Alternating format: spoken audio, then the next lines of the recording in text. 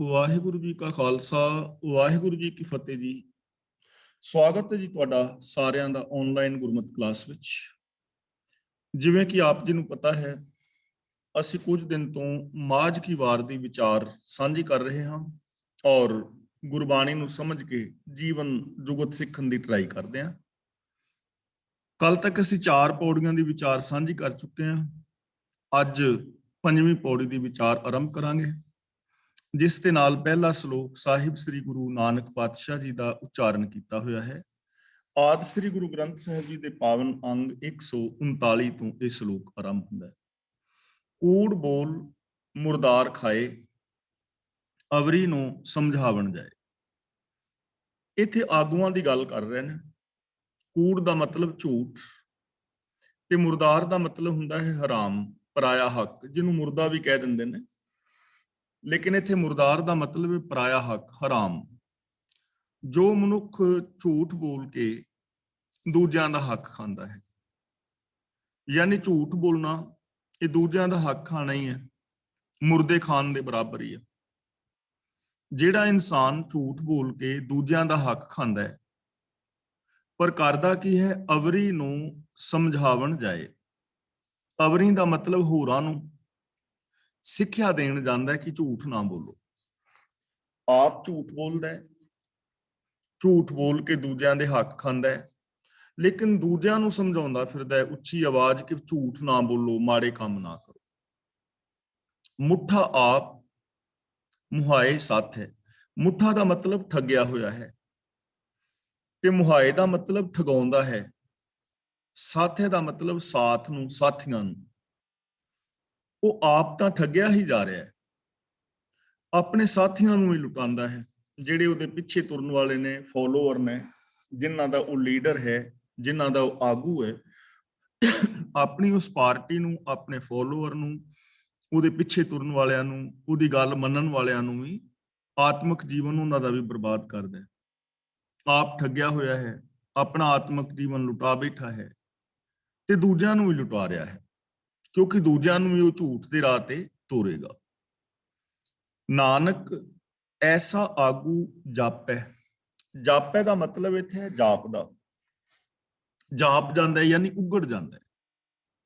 ਅਜਿਹਾ ਆਗੂ ਅੰਤ ਨੂੰ ਉਗੜ ਜਾਂਦਾ ਹੈ, ਉਹਦਾ ਪਰਦਾ ਫਾਸ਼ ਹੋ ਜਾਂਦਾ ਹੈ। ਉਗੜਨ ਦਾ ਮਤਲਬ ਪਰਦਾ ਫਾਸ਼ ਹੋ ਜਾਣਾ। ਆਖਿਰ ਐਸੇ ਆਗੂ ਦਾ ਪਰਦਾ ਫਾਸ਼ ਹੋ ਜਾਂਦਾ ਹੈ, ਕਿਉਂਕਿ ਉਹ ਆਪ ਵੀ ਠੱਗਿਆ ਹੋਇਆ ਹੈ ਤੇ ਆਪਣੇ ਫੋਲੋਅਰਸ ਨੂੰ ਵੀ ਉਹ ਠਗਾ ਦਿੰਦਾ ਹੈ, ਤੇ ਅਖੀਰ ਐਸੇ ਆਗੂ ਦਾ ਪਰਦਾ ਫਾਸ਼ ਹੋ ਜਾਂਦਾ ਹੈ। ਉਹਨੂੰ ਨਮੋਸ਼ੀ ਦਾ ਮੂੰਹ ਵੇਖਣਾ ਪੈਂਦਾ ਹੈ।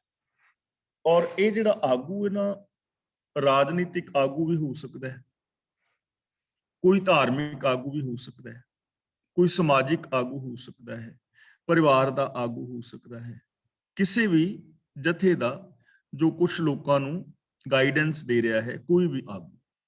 ਜੇ ਪਰਿਵਾਰ ਦੇ ਵਿੱਚ ਕੋਈ ਆਗੂ ਜਿਹੜਾ ਮੁਖੀਆ ਹੈ ਮਾੜਾ ਹੋਏਗਾ, ਝੂਠ ਬੋਲਣ ਵਾਲਾ ਹੋਏਗਾ, ਤਾਂ ਉਹ ਆਪਣੀ ਤੇ ਬਦਨਾਮੀ ਕਰਾਏਗਾ, ਨਾਲ ਪਰਿਵਾਰ ਦਾ ਵੀ ਨੁਕਸਾਨ ਕਰੇਗਾ। ਸੋਸ਼ਲ ਲਾਈਫ ਦੇ ਅੰਦਰ ਜੇ ਕੋਈ ਬੰਦਾ ਐਸੀ ਜ਼ਿੰਦਗੀ ਜੀਂਦਾ ਹੈ ਤਾਂ ਉਹ ਆਪ ਵੀ ਖਰਾਬ ਹੋਏਗਾ ਤੇ ਆਪਣੇ ਰਿਸ਼ਤੇਦਾਰਾਂ, ਸੱਜਣਾ, ਮਿੱਤਰਾਂ ਨੂੰ ਵੀ ਖਰਾਬ ਕਰੇਗਾ। ਰਾਜਨੀਤਿਕ ਪਾਰਟੀਆਂ ਦੇ ਅੰਦਰ ਜੇ ਕੋਈ ਐਸਾ ਆਗੂ ਹੈ ਤਾਂ ਉਹ ਆਪਣੀ ਪਾਰਟੀ ਦਾ ਵੀ ਨੁਕਸਾਨ ਕਰੇਗਾ, ਦੇਸ਼ ਦਾ ਨੁਕਸਾਨ ਕਰੇਗਾ, ਕੌਮ ਦਾ ਨੁਕਸਾਨ ਕਰੇਗਾ, ਔਰ ਆਖਿਰ ਐਸੇ ਆਗੂਆਂ ਦਾ ਪਰਦਾ ਜਿਹੜਾ ਹੈ ਉਹ ਉਗੜ ਜਾਂਦਾ ਹੈ। ਇਹ ਤਾਂ ਉਹਨਾਂ ਦੀ ਗੱਲ ਹੈ ਜਿਹੜੇ ਲੋਕ ਝੂਠ ਦੇ ਨਾਲ ਜੁੜੇ ਨੇ, ਉਹ ਆਪਣੇ ਆਤਮਿਕ ਜੀਵਨ ਨੂੰ ਬਰਬਾਦ ਕਰਦੇ ਨੇ ਔਰ ਆਪਣੇ ਸਾਥੀਆਂ ਦਾ ਵੀ ਨੁਕਸਾਨ ਕਰਦੇ। ਹੁਣ ਦੂਜੀ ਗੱਲ ਕਰਦੇ ਨੇ ਸੱਚ ਜਿਨ੍ਹਾਂ ਦੇ ਅੰਦਰ ਹੈ, ਦੂਜੇ ਪੱਖ ਦੀ ਗੱਲ ਕਰ ਰਹੇ ਨੇ। ਜਿਸ ਦੇ ਅੰਦਰ ਸੱਚ ਹੈ ਸੋ ਸੱਚਾ ਨਾਮ ਮੁਖ ਸੱਚ ਅਲਾਏ। ਮੁਖ ਦਾ ਮਤਲਬ ਮੁਖ ਤੋਂ, ਜ਼ਬਾਨ ਤੋਂ, ਅਲਾਏ ਦਾ ਮਤਲਬ ਬੋਲਦਾ ਹੈ। ਜਿਸ ਦੇ ਅੰਦਰ ਸੱਚ ਹੈ, ਹੁਣ ਜਿਸ ਮਨੁੱਖ ਦੇ ਹਿਰਦੇ ਵਿੱਚ ਸੱਚ ਹੈ, ਜਿਸ ਦੀ ਸੋਚ ਦੇ ਅੰਦਰ ਸੱਚ ਹੈ, ਉਹਦੀ ਨਿਸ਼ਾਨੀ ਕੀ ਹੈ? ਸੋ ਸੱਚਾ ਨਾਮ ਮੁਖ ਸੱਚ ਅਲਾਏ। ਨਾਮ ਦਾ ਮਤਲਬ ਜੋ ਹੁਕਮ ਹੈ, ਉਹ ਪ੍ਰਭੂ ਦੇ ਸੱਚੇ ਹੁਕਮ ਨੂੰ ਮੰਨਦਾ ਹੈ ਔਰ ਜ਼ਬਾਨ ਦੇ ਵਿੱਚੋਂ ਵੀ ਸੱਚ ਬੋਲਦਾ ਹੈ। ਸੱਚੇ ਨਾਮ ਨੂੰ ਫੋਲੋ ਕਰਦਾ ਹੈ, ਸੱਚ ਨੂੰ, ਔਰ ਸੱਚ ਹੀ ਮੂੰਹ ਚੋਂ ਬੋਲਦਾ ਹੈ ਜਿਹਦੇ ਅੰਦਰ ਸੱਚ ਹੁੰਦਾ ਹੈ। ਯਾਨੀ ਉਹ ਮਨ ਬਚਨ ਕਰਮ ਕਰਕੇ ਸੱਚਾ ਹੋਏਗਾ, ਜ਼ਬਾਨ ਤੋਂ ਵੀ ਸੱਚ ਬੋਲੇਗਾ, ਉਹ ਸੱਚੇ ਹੁਕਮ ਨੂੰ ਫੋਲੋ ਕਰੇਗਾ ਔਰ ਉਹਦੇ ਅੰਦਰ ਵੀ ਸੱਚ ਹੋਏਗਾ। ਤੇ ਐਸਾ ਇਨਸਾਨ ਕੀ ਕਰੇਗਾ, ਉਹ ਹਰ ਮਾਰਗ ਆਪ ਚੱਲਦਾ, ਹੋਰਨਾਂ ਨੂੰ ਹਰ ਮਾਰਗ ਪਾਏ। ਜਿਸ ਦੇ ਅੰਦਰ ਸੱਚ ਹੈ ਉਹ ਆਪ ਵੀ ਸੱਚ ਦੇ ਰਾਹ ਤੇ ਤੁਰਦਾ ਹੈ, ਰੱਬ ਦੇ ਰਾਹ ਤੇ ਤੁਰਦਾ ਹੈ। ਰੱਬ ਦੇ ਰਾਹ ਦਾ ਮਤਲਬ ਰੱਬੀ ਹੁਕਮ ਨੂੰ ਫੋਲੋ ਕਰਦਾ ਹੈ, ਰੱਬੀ ਗੁਣਾਂ ਨੂੰ ਫੋਲੋ ਕਰਦਾ ਹੈ, ਸੱਚ ਦੇ ਮਾਰਗ ਨੂੰ ਫੋਲੋ ਕਰਦਾ ਹੈ, ਤੇ ਦੂਜਿਆਂ ਨੂੰ ਵੀ ਉਹ ਸੱਚ ਦੇ ਰਾਹ ਤੇ ਤੁਰਦਾ ਹੈ। ਦੂਜਿਆਂ ਨੂੰ ਵੀ ਉਹ ਕਹਿੰਦਾ ਕਿ ਤੁਸੀਂ ਹੁਕਮ ਰਜ਼ਾ ਦੇ ਵਿੱਚ ਤੁਰੋ, ਤੁਸੀਂ ਰੱਬੀ ਗੁਣਾਂ ਦੇ ਧਾਰਨੀ ਹੋਵੋ। ਦੂਜਿਆਂ ਨੂੰ ਵੀ ਇਹ ਉਪਦੇਸ਼ ਦੇਵੇਗਾ। ਤੇ ਜਿਸ ਦੇ ਅੰਦਰ ਝੂਠ ਹੈ, ਜੋ ਲੋਕਾਂ ਨੂੰ ਠੱਗ ਰਿਹਾ ਹੈ, ਉਹ ਦੂਜਿਆਂ ਨੂੰ ਇਹ ਕਹੇਗਾ ਤੁਸੀਂ ਵਰਤ ਰੱਖ ਲਓ, ਨਰਾਤੇ ਕਰ ਲਓ, ਜਪ ਤਪ ਕਰ ਲਓ, ਸਮਾਧੀਆਂ ਲਾ ਲਓ, ਕਿਸੇ ਬਾਬੇ ਦੇ ਡੇਰੇ ਤੇ ਜਾ ਆਓ, ਤੀਰਥਾਂ ਤੇ ਨਾ ਆਓ, ਸਵੇਰੇ ਉੱਠ ਕੇ ਸਮਾਧੀ ਲਾ ਲਿਆ ਕਰੋ। ਉਹ ਇਹੋ ਜਿਹੇ ਕੰਮ ਦੱਸੇਗਾ ਕਿਉਂਕਿ ਆਪਣੇ ਅੰਦਰ ਝੂਠ ਹੈ, ਲੋਕਾਂ ਨੂੰ ਵੀ ਝੂਠ ਦੇ ਨਾਲ ਜੋੜੇਗਾ।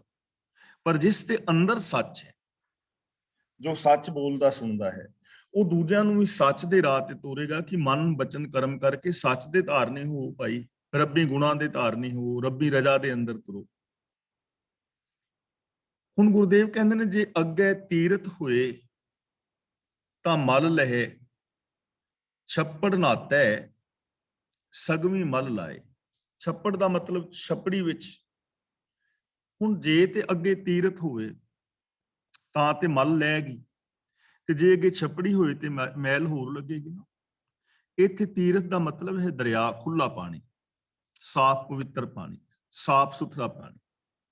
ਜੇ ਤੇ ਅੱਗੇ ਸਾਫ਼ ਸੁਥਰਾ ਪਾਣੀ ਹੈ ਫਿਰ ਤਾਂ ਮੈਲ ਲੈ ਜਾਏਗੀ, ਤੇ ਜੇ ਕਿਸੇ ਛੱਪੜੀ ਵਿੱਚ ਵੜ ਜਾਏ, ਗੰਦੀ ਛੱਪੜੀ ਵਿੱਚ, ਤੇ ਮੈਲ ਸਗੋਂ ਹੋਰ ਲੱਗ ਜਾਏਗੀ ਨਾ। ਹੁਣ ਇੱਥੇ ਨਾ ਤੀਰਥ ਕਿਸ ਨੂੰ ਕਿਹਾ ਜਾ ਰਿਹਾ ਹੈ ਔਰ ਛੱਪੜ ਕਿਸ ਨੂੰ ਕਿਹਾ ਜਾ ਰਿਹਾ ਹੈ, ਇਹ ਅਗਲੀ ਪੰਕਤੀ ਦੇ ਅੰਦਰ ਸਪਸ਼ਟ ਹੋ ਜਾਏਗਾ। ਕਿਉਂਕਿ ਕਈ ਇੱਥੇ ਕਹਿ ਸਕਦੇ ਨੇ ਕਿ ਗੁਰੂ ਜੀ ਇੱਥੇ ਤੀਰਥਾਂ ਦੀ ਪ੍ਰੋੜਤਾ ਕਰ ਰਹੇ ਨੇ ਕਿ ਤੀਰਥਾਂ ਤੇ ਨਾਤਿਆਂ ਮੈਲ ਲੈ ਜਾਂਦੀ ਹੈ। ਤੀਰਥ ਦੇ ਉੱਤੇ ਅੱਗੇ ਚੱਲ ਕੇ ਪੰਕਤੀ ਦੇ ਅੰਦਰ ਦੱਸਣਗੇ ਵੀ ਤੀਰਥ ਵਾਸਤਵ ਵਿੱਚ ਹੈ ਕੀ ਹੈ। ਇੱਥੇ ਸਿਰਫ ਇੰਨੀ ਗੱਲ ਹੈ ਕਿ ਤੀਰਥ ਦਾ ਮਤਲਬ ਜੇ ਖੁੱਲਾ ਸਾਫ਼ ਪਾਣੀ ਹੈ, ਉਹਦੇ ਵਿੱਚ ਨਹਾਓਗੇ ਤਾਂ ਮੈਲ ਉਤਰ ਜਾਏਗੀ, ਮਿੱਟੀ ਕੱਟਾ ਜੋ ਵੀ ਲੱਗਾ ਹੈ ਸਰੀਰ ਨੂੰ ਲੱਥੇਗਾ। ਤੇ ਜੇ ਅੱਗੇ ਛੱਪੜ ਹੈ, ਪਿੰਡ ਦਾ ਕੋਈ ਗੰਦਾ ਪਾਣੀ ਹੈ, ਗੰਦਾ ਚਲਾ ਹੈ, ਜੇ ਉਹਦੇ ਵਿੱਚ ਕੋਈ ਵੜੇਗਾ ਤਾਂ ਚਿੱਕੜ ਦੇ ਨਾਲ ਲਿਬੜ ਜਾਏਗਾ, ਹੋਰ ਲਿਬੜ ਜਾਏਗਾ। ਇਸੇ ਤਰ੍ਹਾਂ ਜੇ ਕੋਈ ਆਗੂ ਆਪ ਸੱਚ ਨਾਲ ਜੁੜਿਆ ਹੈ, ਦੂਜਿਆਂ ਨੂੰ ਸੱਚ ਦੇ ਨਾਲ ਜੋੜੇਗਾ, ਸੱਚ ਦੇ ਨਾਲ ਜੁੜਿਆ ਸਾਡੀ ਅੰਦਰ ਦੀ ਮੈਲ ਉਤਰੇਗੀ। ਤੇ ਜੇ ਅਸੀਂ ਕਿਸੇ ਛੱਪੜੀ ਦੇ ਵਿੱਚ ਜਾ ਵੜੇ, ਪਖੰਡੀ ਦੇ ਕੋਲ ਜਾ ਵੜੇ, ਤੇ ਪਖੰਡਾਂ ਦੀ ਮੈਲ ਲੱਗ ਜਾਏਗੀ। ਅਗਲੀ ਪੰਕਤੀ ਵਿੱਚ ਹੁਣ ਦੱਸ ਰਹੇ ਨੇ ਵੀ ਤੀਰਥ ਕੌਣ ਹੈ। ਤੀਰਥ ਪੂਰਾ ਸਤਿਗੁਰੂ, ਜੋ ਅਨਦਿਨ ਹਰ ਹਰ ਨਾਮ ਤੇ ਆਏ। ਜੋ ਪੂਰਾ ਗੁਰੂ ਹੈ ਨਾ, ਅਸਲ ਤੀਰਥ ਗੁਰੂ ਹੈ। ਗੁਰੂ ਜਿਹੜਾ ਹੈ ਹਰੀ ਨਾਮ ਦੇ ਨਾਲ ਜੁੜਿਆ ਹੋਇਆ ਹੈ, ਰੱਬੀ ਹੁਕਮ ਦੇ ਅੰਦਰ ਜੁੜਿਆ ਹੋਇਆ ਹੈ, ਔਰ ਗੁਰੂ ਸਾਨੂੰ ਰੱਬੀ ਹੁਕਮ ਦੀ ਸੂਝ ਦਿੰਦਾ ਹੈ। ਤਾਂ ਇੱਥੇ ਹੁਣ ਆਟੋਮੈਟਿਕਲੀ ਇੱਕ ਗੱਲ ਸਪਸ਼ਟ ਹੋ ਜਾਣੀ ਹੈ ਵੀ ਤੀਰਥ ਜੇ ਪੂਰਾ ਸਤਿਗੁਰੂ ਤੀਰਥ ਹੈ, ਤੇ ਫਿਰ ਛੱਪੜ ਕੀ ਹੈ? ਗੰਦੇ ਟੋਭੇ, ਗੰਦੀਆਂ ਛੱਪੜੀਆਂ। ਜਿੰਨੇ ਵੀ ਕਰਮਕਾਂਡ ਕਰਨ ਵਾਲੇ ਜਾਂ ਕਰਮਕਾਂਡ ਨੇ, ਉਹ ਛੱਪੜ ਹੀ ਨੇ। ਜੇ ਉਹਨਾਂ ਦੇ ਵਿੱਚ ਨਹਾਓਗੇ ਤਾਂ ਤੁਹਾਨੂੰ ਮੈਲ ਲੱਗੇਗੀ, ਚਿੱਕੜ ਲੱਗੇਗਾ। ਚਿੱਕੜ ਦਾ ਮਤਲਬ ਇਹ ਨਹੀਂ ਕਿ ਸਰੀਰ ਤੇ ਚਿੱਕੜ ਲੱਗੇਗਾ। ਚਿੱਕੜ ਦਾ ਮਤਲਬ ਜੋ ਤੁਹਾਡੀ ਮੈਂਟੈਲਿਟੀ ਹੈ, ਮਾਨਸਿਕਤਾ ਹੈ, ਸੋਚ ਹੈ, ਉਹਦੇ ਅੰਦਰ ਨੈਗੇਟਿਵਿਟੀ ਆ ਜਾਏਗੀ। ਉਸ ਸੋਚ ਦੇ ਅੰਦਰ ਕਰਮਕਾਂਡ ਆ ਜਾਣਗੇ, ਉਹ ਸੋਚ ਦੇ ਅੰਦਰ ਸਾਡੇ ਪਾਪ ਵਿਕਾਰ ਆ ਜਾਣਗੇ। ਆ ਜਿੰਨੇ ਵੀ ਲੋਕ ਧਰਮ ਦੇ ਨਾਮ ਤੇ ਕਰਮਕਾਂਡ ਕਰ ਰਹੇ ਨੇ, ਇਹ ਆਪਣੇ ਆਪ ਪੈਦਾ ਨਹੀਂ ਹੋਏ, ਇਹ ਕਿਸੇ ਦੇ ਪੈਦਾ ਕੀਤੇ ਹੋਏ ਨੇ, ਔਰ ਉਹਨਾਂ ਨੇ ਅੱਗੇ ਪ੍ਰਚਾਰੇ ਨੇ, ਇੱਕ ਤੋਂ ਬਾਅਦ ਦੂਜਾ, ਦੂਜੇ ਤੋਂ ਬਾਅਦ ਤੀਜਾ। ਉਹਨਾਂ ਚੀਜ਼ਾਂ ਨੂੰ ਪ੍ਰਚਾਰਦਾ ਰਹਿੰਦਾ, ਪ੍ਰਸਾਰਦਾ ਰਹਿੰਦਾ। ਜਿਵੇਂ ਅਸੀਂ ਆ ਦੇਖਦੇ ਹਾਂ ਇੰਡੀਆ ਦੇ ਅੰਦਰ, ਤੁਸੀਂ ਕਦੇ ਜਾਂਦੇ ਹੋ ਨਾ ਜਦੋਂ ਪੰਜਾਬ ਸਾਈਡ ਨੂੰ, ਤੇ ਅੰਬਾਲੇ ਔਰ ਸ਼ਾਹਬਾਦ ਦੇ ਵਿਚਕਾਰ ਦੇ ਇੱਕ ਪੀਰ ਹੈ, 9 ਗਜਾ ਪੀਰ ਕਹਿੰਦੇ ਨੇ। ਤੇ ਉੱਥੇ ਇੰਨਾ ਰਸ਼ ਹੁੰਦਾ ਹੈ, ਸਾਰੇ ਜਿਹੜੇ ਟਰੱਕਾਂ ਵਾਲੇ ਨੇ ਉੱਥੇ ਰੋਕ ਕੇ ਲੰਘਦੇ ਨੇ ਆਮ ਕਰਕੇ, ਉਹਨਾਂ ਦੇ ਮਨ 'ਚ ਵਹਿਮ ਬੈਠਾ ਵੀ ਇੱਥੇ ਨਾ ਰੁਕੇ ਤੇ ਐਕਸੀਡੈਂਟ ਹੋ ਜਾਏਗਾ। ਤੇ ਖਾਸ ਕਰਕੇ ਉੱਥੇ ਲੋਕ ਨਾ ਘੜੀਆਂ ਟਾਈਮ ਪੀਸ ਚੜਾਉਂਦੇ ਨੇ। ਮੈਂ ਉੱਥੋਂ ਲੰਘਦਾ ਰਹਿਣਾ ਆਮ ਸੜਕ ਤੋਂ, ਥੱਲੇ ਜਾ ਕੇ ਤੇ ਮੈਂ ਕਦੇ ਨਹੀਂ ਦੇਖਿਆ, ਲੇਕਿਨ ਉੱਥੇ ਉਹ ਦੱਸਦੇ ਨੇ ਜਿਹੜੇ ਜਾਂਦੇ ਥੱਲੇ ਕਿ ਘੜੀਆਂ ਵਗੈਰਾ ਲੋਕ ਚੜਾਉਂਦੇ ਨੇ। ਤੇ ਦੇਖੋ ਦੁਕਾਨ ਤੇ ਹੈ ਕਿ ਉੱਥੇ ਇੱਕ ਪੁਲ ਵੱਖਰਾ ਬਣਾਉਣਾ ਪੈ ਗਿਆ। ਉੱਥੇ ਟਰੱਕ ਵਗੈਰਾ ਲੋਕੀ ਖਿਲਾਰ ਦਿੰਦੇ, ਐਕਸੀਡੈਂਟ ਹੁੰਦੇ ਸੀ। ਹੁਣ ਇੱਕ ਨੇ ਕਿਹਾ ਕਿ ਜੇ ਇੱਥੇ ਪੀਰ ਦੇ ਉੱਤੇ ਨਾ ਕੋਈ ਚੀਜ਼ ਚੜਾਈ ਤੇ ਐਕਸੀਡੈਂਟ ਹੋ ਜਾਏਗਾ। ਦੂਜੇ ਨੇ ਦੱਸਿਆ, ਤੀਜੇ ਨੇ, ਲੋਕੀ ਉੱਥੇ ਭੀੜ ਲੱਗਣ ਲੱਗ ਗਈ। ਇਹ ਵਹਿਮ ਫੈਲ ਗਿਆ ਨਾ।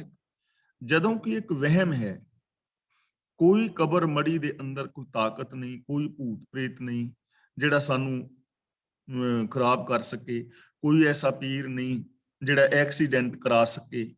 ਜੇ ਹੁਣ ਫੜ ਕੇ ਐਕਸੀਡੈਂਟ ਕਰਾਏਗਾ ਤਾਂ ਪੀਰ ਦੀਆਂ ਵੀ ਲੱਤਾਂ ਬਾਹਾਂ ਤੇ ਟੁੱਟਣਗੀਆਂ ਨਾ ਵਿੱਚ।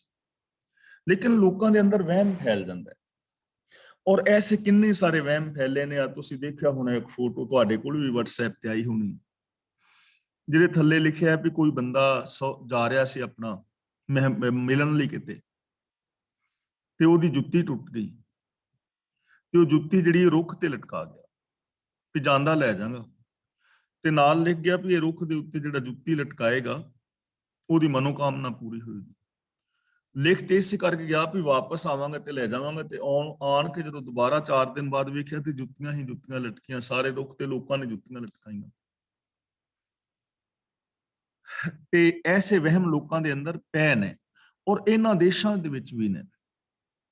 ਮੈਂ ਪਿੱਛੇ ਤੇ ਜਰਮਨ ਗਿਆ ਸੀ, ਤੇ ਉੱਥੇ ਇੱਕ ਨਾ ਨਦੀ ਦਾ ਪੁਲ ਹੈ, ਚਾਬੀਆਂ ਬਹੁਤ ਸਾਰੀਆਂ ਉੱਥੇ, ਜੰਦਰੇ ਜਿਹੜੇ ਨੇ ਨਾ ਮਾਰੇ ਨੇ ਲੋਕਾਂ ਨੇ, ਜੰਦਰੇ ਪੁਲ ਦੇ ਉੱਤੇ, ਨਿੱਕੀਆਂ ਨਿੱਕੀਆਂ ਜੰਦਰੀਆਂ, ਵੱਡੇ ਵੱਡੇ ਜੰਦਰੇ, ਇੰਨੇ ਸਾਰੇ ਜੰਦਰੇ ਕਿ ਬਹੁਤ ਜ਼ਿਆਦਾ। ਮੈਂ ਕਿਹਾ ਵੀ ਆ ਇਹਨੇ ਜੰਦਰੇ ਕਿਉਂ ਮਾਰੇ ਨੇ?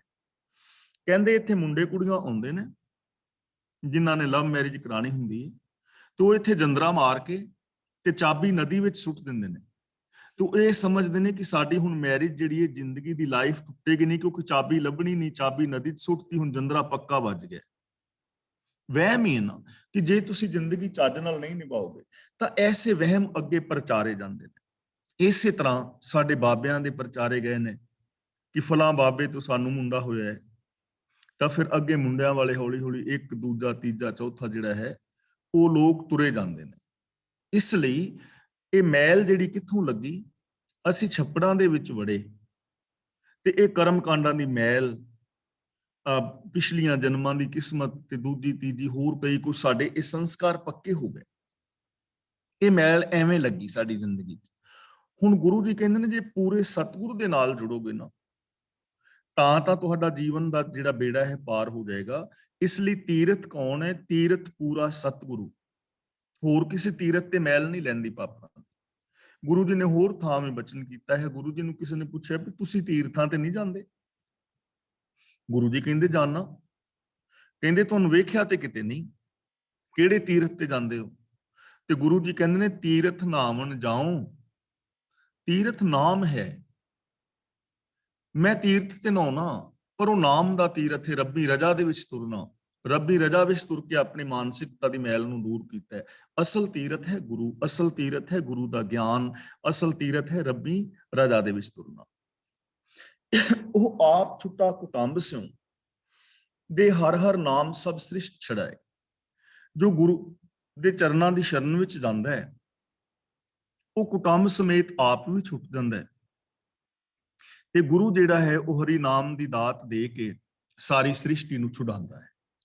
ਹੁਣ ਗੁਰੂ ਦੇ ਚਰਨਾਂ ਵਿੱਚ ਜਦੋਂ ਅਸੀਂ ਜਾਵਾਂਗੇ ਤਾਂ ਸਾਨੂੰ ਗੁਰੂ ਨਾਮ ਦੀ ਦਾਤ ਦੇਵੇਗਾ।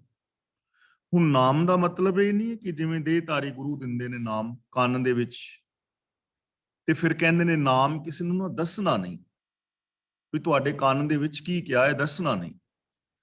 ਪੁੱਛੀਏ ਨਾ ਵੀ ਦੂਜੇ ਨੂੰ ਦੱਸਣਾ ਕਿਉਂ ਨਹੀਂ? ਤੇ ਫਿਰ ਉਹ ਕਹਿੰਦੇ ਨੇ ਨਾਮ ਦੀ ਸ਼ਕਤੀ ਘਟ ਜਾਂਦੀ ਹੈ। ਜੇ ਦੂਜੇ ਨੂੰ ਨਾਮ ਦੱਸੋਗੇ ਤੇ ਨਾਮ ਦੀ ਸ਼ਕਤੀ ਘਟ ਜਾਏਗੀ। ਬੰਦਾ ਪੁੱਛੇ ਵੀ ਟਾਰਚ ਹੈ ਵੀ ਜਿਹੜੀ ਬਾਰ-ਬਾਰ ਜਗਾਉਣ ਦੇ ਨਾਲ ਉਹ ਸੈੱਲ ਖਤਮ ਹੋ ਜਾਏਗਾ ਨਾਮ ਦਾ। ਨਾਮ ਤਾਂ ਦੱਸਣ ਦੇ ਨਾਲ ਸਗੋਂ ਦੂਜੇ ਦਾ ਪਾਰ ਉਤਾਰਾ ਹੋਣਾ ਚਾਹੀਦਾ, ਪਰ ਉਹ ਕਹਿ ਰਹੇ ਨੇ ਨਾਮ ਦੀ ਸ਼ਕਤੀ ਘਟ ਜਾਏਗੀ। ਅਸਲ ਦੇ ਅੰਦਰ ਤਾਂ ਕਰਕੇ ਕਿਹਾ ਜਾਂਦਾ ਹੈ ਕਿ ਲੋਕਾਂ ਨੂੰ ਪਤਾ ਨਾ ਲੱਗ ਜਾਏ ਵੀ ਦੱਸ ਤੇ ਕੀ ਨੇ ਤੇ ਕਰਦੇ। ਨਾਮ ਦਾ ਮਤਲਬ ਹੈ ਹੁਕਮ। ਤਾਂ ਗੁਰੂ ਸਾਨੂੰ ਹੁਕਮ ਦੀ ਦਾਤ ਦਿੰਦਾ ਹੈ, ਗਿਆਨ ਦੀ ਦਾਤ ਦਿੰਦਾ ਹੈ। ਗੁਰੂ ਸਾਨੂੰ ਗਿਆਨ ਦੀ ਦਾਤ ਦਿੰਦਾ ਹੈ, ਹੁਕਮ ਦੀ ਸੂਝ ਬਖਸ਼ਦਾ ਹੈ, ਤੇ ਉਸ ਹੁਕਮ ਦੇ ਨਾਲ ਸਾਡੇ ਪਰਿਵਾਰ ਨੂੰ ਵੀ ਛੁਡਾ ਦਿੰਦਾ ਹੈ। ਗੁਰੂ ਆਪ ਵੀ ਪਰਿਵਾਰ ਸਮੇਤ ਛੁੱਟਿਆ ਹੈ, ਔਰ ਗੁਰੂ ਨਾਮ ਦੀ ਦਾਤ ਦੇ ਕੇ, ਹੁਕਮ ਦੀ ਦਾਤ ਦੇ ਕੇ, ਗਿਆਨ ਦੀ ਦਾਤ ਦੇ ਕੇ ਸੰਸਾਰ ਨੂੰ ਵੀ ਛੁਡਾਉਂਦਾ ਹੈ। ਸਾਹਿਬ ਸ੍ਰੀ ਗੁਰੂ ਨਾਨਕ ਪਾਤਸ਼ਾਹ ਜੀ ਮਹਾਰਾਜ ਨੇ ਗਿਆਨ ਦੀ ਦਾਤ ਦਿੱਤੀ ਹੈ। ਧੰਨ ਗੁਰੂ ਅੰਗਦ ਦੇਵ ਜੀ, ਗੁਰੂ ਅਰਜਨ ਦੇਵ ਜੀ, ਗੁਰੂ ਗੋਬਿੰਦ ਸਿੰਘ ਜੀ ਮਹਾਰਾਜ ਗਿਆਨ ਦੀ ਦਾਤ ਦਿੱਤੀ ਹੈ ਨਾ। ਆਪ ਸੰਸਾਰ ਵਿੱਚ ਜ਼ਿੰਦਗੀ ਜੀਵੇ ਨੇ, ਆਪ ਉਹਨਾਂ ਨੇ ਬਲਿਦਾਨ ਦਿੱਤਾ ਹੈ, ਸ਼ਹੀਦੀ ਦਿੱਤੀ ਹੈ ਹਿਊਮਨ ਰਾਈਟਸ ਵਾਸਤੇ, ਆਪਣੇ ਬੱਚੇ ਵੀ ਕੁਰਬਾਨ ਕਰਾ ਦਿੱਤੇ ਨੇ ਕਿ ਕਿਸੇ ਦੇ ਬੱਚਿਆਂ ਨੂੰ ਸੁਖ ਸ਼ਾਂਤੀ ਮਿਲ ਸਕੇ। ਤਾਂ ਪੂਰਾ ਗੁਰੂ ਜਿਹੜਾ ਹੈ ਉਹ ਹੈ ਅਸਲ ਤੀਰਥ। ਜਨ ਨਾਨਕ ਤਿਸ ਬਲਿਹਾਰਨ ਹੈ, ਜੋ ਆਪ ਜਪੈ ਅਵਰਾਂ ਨਾਮ ਜਪਾਏ। ਜਪਾਏ ਦਾ ਮਤਲਬ ਹੁੰਦਾ ਹੈ, ਜਪ ਦਾ ਮਤਲਬ ਹੁੰਦਾ ਹੈ ਜਾਣਨਾ, ਔਰ ਗਿਆਨ ਦੀ ਦਾਤ ਦੇਣੀ, ਜਨਾਣਾ, ਜਾਣਨਾ ਔਰ ਜਨਾਉਣਾ। ਗੁਰੂ ਜੀ ਕਹਿੰਦੇ ਨੇ ਮੈਂ ਉਸ ਤੋਂ ਬਲਿਹਾਰ ਹਾਂ, ਵਾਰ ਨੇ ਸਦਕੇ ਹਾਂ, ਜੋ ਆਪ ਜਪੈ, ਜਿਹੜਾ ਆਪ ਹੁਕਮ ਬਾਰੇ ਸੂਝ ਪ੍ਰਾਪਤ ਕਰਦਾ ਹੈ, ਜਾਣਕਾਰੀ ਹਾਸਲ ਕਰਦਾ ਹੈ, ਗਿਆਨ ਹਾਸਲ ਕਰਦਾ ਹੈ, ਰੱਬੀ ਹੁਕਮ ਵਿੱਚ ਤੁਰਦਾ ਹੈ, ਅਵਰਾ ਨਾਮ ਜਪਾਏ, ਤੇ ਦੂਜਿਆਂ ਨੂੰ ਵੀ ਹੁਕਮ ਦੀ ਸੂਝ ਦਿੰਦਾ ਹੈ, ਹੁਕਮ ਬਾਰੇ ਜਾਣਕਾਰੀ ਦਿੰਦਾ ਹੈ, ਹੁਕਮ ਦੇ ਅੰਦਰ ਚੱਲਣ ਦੀ ਪ੍ਰੇਰਨਾ ਕਰਦਾ ਹੈ। ਆਪ ਵੀ ਰੱਬੀ ਗੁਣਾਂ ਦਾ ਧਾਰਨੀ ਹੈ ਤੇ ਦੂਜਿਆਂ ਨੂੰ ਵੀ ਰੱਬੀ ਗੁਣਾਂ ਦੇ ਧਾਰਨੀ ਹੋਣ ਦੀ ਸਿੱਖਿਆ ਦੇ ਰਿਹਾ ਹੈ। ਹੁਣ ਅੱਗੇ ਦੱਸਦੇ ਨੇ ਉਹਨਾਂ ਲੋਕਾਂ ਦੀ ਗੱਲ ਜੋ ਰਾਸਤੇ ਤੋਂ ਭੁੱਲੇ ਹੋਏ ਨੇ, ਭਟਕੇ ਹੋਏ ਨੇ, ਔਰ ਕੁਝ ਉਹ ਲੋਕ ਨੇ ਜੋ ਸੱਚੇ ਰਾਹ ਦੇ ਉੱਤੇ ਚੱਲ ਰਹੇ ਨੇ। ਜਿਹੜੇ ਭੁੱਲੇ ਹੋਏ ਨੇ ਉਹ ਕੌਣ ਨੇ? ਇੱਕ ਕੰਦ ਮੂਲ ਚੁਣ ਖਾਹੇ ਵਣਖੰਡ ਵਾਸਾ। ਕੰਦ ਦਾ ਮਤਲਬ ਹੁੰਦਾ ਹੈ ਗਾਜਰ, ਮੂਲੀ, ਗੂੰਗਲੂ, ਜਿਹੜੀ ਚੀਜ਼ ਨਾ ਧਰਤੀ ਦੇ ਵਿੱਚੋਂ ਪੁੱਟੀ ਦੀ ਹੈ, ਜਿਹੜੀ ਚੀਜ਼ ਜ਼ਮੀਨ ਦੇ ਅੰਦਰ ਪੈਦਾ ਹੁੰਦੀ ਹੈ ਉਹਨੂੰ ਕੰਦ ਕਹਿੰਦੇ ਨੇ, ਜੜ। ਜਿਵੇਂ ਮੂਲੀ ਹੈ, ਗਾਜਰ ਹੈ, ਗੂੰਗਲੂ, ਸ਼ਲਗਮ ਵਗੈਰਾ ਨੇ। ਇੱਕ ਕੰਦ ਮੂਲ ਚੁਣ ਖਾਹੇ, ਚੁਣ ਦਾ ਮਤਲਬ ਲੱਭ ਕੇ, ਪੁੱਟ ਕੇ। ਤਾਂ ਕਈ ਲੋਕ ਨੇ, ਐਸੇ ਬਾਬੇ ਨੇ ਜਾਂ ਬੰਦੇ ਨੇ ਜਿਹੜੇ ਗਾਜਰ ਮੂਲੀ ਚੁਣ ਕੇ ਪੁੱਟ ਕੇ ਖਾਂਦੇ ਨੇ। ਵਣਖੰਡ ਵਾਸਾ, ਤੇ ਵਣਖੰਡ ਦਾ ਮਤਲਬ ਜੰਗਲਾਂ ਵਿੱਚ ਰਹਿੰਦੇ ਨੇ। ਗਾਜਰ ਖਾ ਲਈ, ਮੂਲੀ ਖਾ ਲਈ, ਸ਼ਲਗਮ ਖਾ ਲਿਆ, ਹੋਰ ਪੱਤੇ ਵਗੈਰਾ ਛਕ ਲਏ, ਤੇ ਜੰਗਲ ਦੇ ਅੰਦਰ ਹੀ ਵਾਸ ਕਰਦੇ ਨੇ।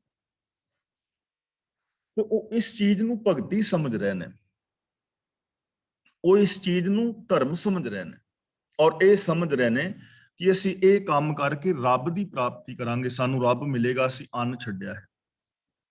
ਦੇਖੋ, ਵੈਸੇ ਅੰਨ ਘੱਟ ਖਾਣਾ, ਫਰੂਟ ਖਾਣਾ, ਸਲਾਦ ਖਾਣਾ, ਇਹ ਸਿਹਤ ਵਾਸਤੇ ਠੀਕ ਹੈ। ਇੱਕ ਵੱਖਰੀ ਗੱਲ ਹੈ ਕਿ ਘਰ ਦੇ ਅੰਦਰ ਰਹਿ ਕੇ ਬੰਦਾ ਸਿਹਤ ਵਾਸਤੇ ਸੈਲਡ ਖਾਂਦਾ ਹੈ, ਫਰੂਟ ਖਾਂਦਾ ਹੈ, ਤਾਂ ਸਿਹਤ ਵਾਸਤੇ ਬਹੁਤ ਠੀਕ ਹੈ। ਅੰਨ ਤੋਂ ਬਿਨਾਂ ਬੰਦਾ ਸਾਰੀ ਜ਼ਿੰਦਗੀ ਵੀ ਰਹਿ ਸਕਦਾ ਹੈ। ਇਹ ਮੇਰਾ ਆਪਣਾ ਤਜਰਬਾ ਹੈ, ਕਿਉਂਕਿ ਮੈਂ 8 ਮਹੀਨੇ ਇੱਕ ਵਾਰ ਰੋਟੀ ਨਹੀਂ ਸੀ ਖਾਧੀ ਲਗਾਤਾਰ। 8 ਮਹੀਨੇ ਮੈਂ ਸ਼ਾਇਦ ਤੁਹਾਡੇ ਨਾਲ ਪਹਿਲਾਂ ਵੀ ਵਿਚਾਰ ਸਾਂਝੀ ਕੀਤੀ ਹੈ। 8 ਮਹੀਨੇ ਨਾ ਮੈਂ ਰੋਟੀ ਖਾਧੀ ਸੀ, ਨਾ ਦੁੱਧ ਵਗੈਰਾ, ਨਾ ਚਾਹ, ਨਾ ਕੁਛ, ਸਿਰਫ ਫਰੂਟ ਖਾਇਆ ਸੀ, ਜਾਂ ਫਿਰ ਆ ਜਿਹੜੇ ਸਾਗ ਨੇ, ਕੱਦੂ ਵਗੈਰਾ ਹੈ, ਇਹਨਾਂ ਨੂੰ ਉਬਾਲ ਕੇ ਖਾ ਲੈਣਾ। ਇਹ 1.5 ਮਹੀਨਾ ਮੈਂ ਫਰੂਟ ਵੀ ਨਹੀਂ ਖਾਇਆ, ਸਿਰਫ ਜੂਸ ਪੀਤਾ ਸੀ। ਕੋਈ ਫਿਜ਼ੀਕਲੀ ਪ੍ਰੋਬਲਮ ਸੀ ਇਸ ਕਰਕੇ, ਤੇ ਕੋਈ ਧਰਮੀ ਪਖੰਡ ਕਰਕੇ ਨਹੀਂ। ਤੇ ਉਹਨਾਂ 8 ਮਹੀਨਿਆਂ ਦੇ ਅੰਦਰ, ਉਹਨਾਂ 8 ਮਹੀਨਿਆਂ ਵਿੱਚ ਨਾ ਮੈਨੂੰ ਕੋਈ ਬੁਖਾਰ ਹੋਇਆ, ਨਾ ਜ਼ੁਕਾਮ ਹੋਇਆ, ਨਾ ਕੋਈ ਸਰੀਰਕ ਕਮਜ਼ੋਰੀ ਆਈ, ਸਗੋਂ ਵਾਧੂ ਜਿਹੜਾ ਮਾਸ ਸੀ ਉਹ ਵੀ ਘਟ ਗਿਆ। ਤੇ ਹੈਰਾਨੀ ਵਾਲੀ ਗੱਲ ਇਹ ਹੈ ਕਿ ਮੇਰਾ ਚਸ਼ਮਾ ਸੀ 1.5 ਨੰਬਰ ਦਾ, ਤੇ ਉਹ 1 ਨੰਬਰ ਦਾ ਰਹਿ ਗਿਆ ਸੀ। ਜੇ ਕੋਈ 5-7 ਮਹੀਨੇ ਰੋਟੀ ਹੋਰ ਨਾ ਖਾਂਦਾ, ਨਿਰਾ ਫਰੂਟ, ਤਾਂ ਹੋ ਸਕਦਾ ਚਸ਼ਮਾ ਉਤਰ ਜਾਂਦਾ। ਯਾਨੀ ਜੇ ਤੁਸੀਂ ਸਿਹਤ ਵਾਸਤੇ ਚੀਜ਼ਾਂ ਖਾਂਦੇ ਹੋ ਤਾਂ ਉਹ ਵਧੀਆ ਹੈ, ਲੇਕਿਨ ਇੱਥੇ ਜੰਗਲਾਂ ਦੇ ਅੰਦਰ ਵਾਸ ਕਰਨਾ ਔਰ ਕੰਦ ਮੂਲ ਖਾਣਾ, ਧਰਮ ਸਮਝਣਾ ਕਿ ਅਸੀਂ ਰੱਬ ਨੂੰ ਪਾਲਾਂਗੇ ਐਵੇਂ, ਉਹ ਪਖੰਡ ਹੈ। ਇੱਥੇ ਉਸ ਪਖੰਡ ਦੀ ਗੱਲ ਕਰ ਰਿਹਾ ਕਿ ਗ੍ਰਸਤ ਨੂੰ ਛੱਡ ਦੇਣਾ, ਕਿ ਗ੍ਰਸਤੀ ਜੀਵਨ ਤੇ ਜੀ ਬੰਦਸ਼ ਹੈ, ਗ੍ਰਸਤੀ ਲੋਕ ਤਾਂ ਫਸੇ ਨੇ, ਗ੍ਰਸਤੀ ਤੇ ਮੋਹ ਮਾਇਆ ਦੇ ਵਿੱਚ ਫਸੇ ਨੇ, ਜਾਂ ਜਿਹੜੇ ਅੰਨ ਵਗੈਰਾ ਖਾਂਦੇ ਨੇ ਉਹਨਾਂ ਨੂੰ ਰੱਬ ਨਹੀਂ ਮਿਲੇਗਾ। ਇਹ ਸਾਰਾ ਪਖੰਡ ਹੈ। ਇਹ ਕੰਦ ਮੂਲ ਚੁਣ ਖਾਹੇ ਵਣਖੰਡ ਵਾਸਾ। ਦੂਜੇ ਨੇ ਇੱਕ ਭਗਵਾਂ ਵੇਸ਼ ਕਰ ਫਿਰੈ ਜੋਗੀ ਸੰਨਿਆਸਾ। कई लोग ने कपड़े भगवे पा लेने, जोगी और सन्यासी बन के फिर रहे ने, अपने आप ਨੂੰ जोगी अखवा रहे ने, ਕੰਨਾਂ ਵਿੱਚ ਮੁੰਦਰਾਂ ਪਾ ਲਈਆਂ, ਭਗਵੇਂ ਕੱਪੜੇ ਪਾ ਲਏ, ਕਿਸੇ ਨੇ ਚਿੱਟੇ ਪਾ ਲਏ, ਕਿਸੇ ਨੇ ਹੋਰ ਰੰਗ ਦੇ ਪਾ ਲਏ, ਸੰਨਿਆਸੀ ਹੋ ਗਏ, जोगी बन गए। ਸੰਨਿਆਸੀਆਂ ਦੇ ਫਿਰਕੇ ਨੇ ਆਪਣੇ, जोगियां ਦੇ ਫਿਰਕੇ ਨੇ ਆਪਣੇ, ਔਰ ਉਹ ਸਮਝ ਰਹੇ ਨੇ ਕਿ ਇਹ ਧਰਮ ਹੈ, ਐਵੇਂ ਰੱਬ ਮਿਲੇਗਾ।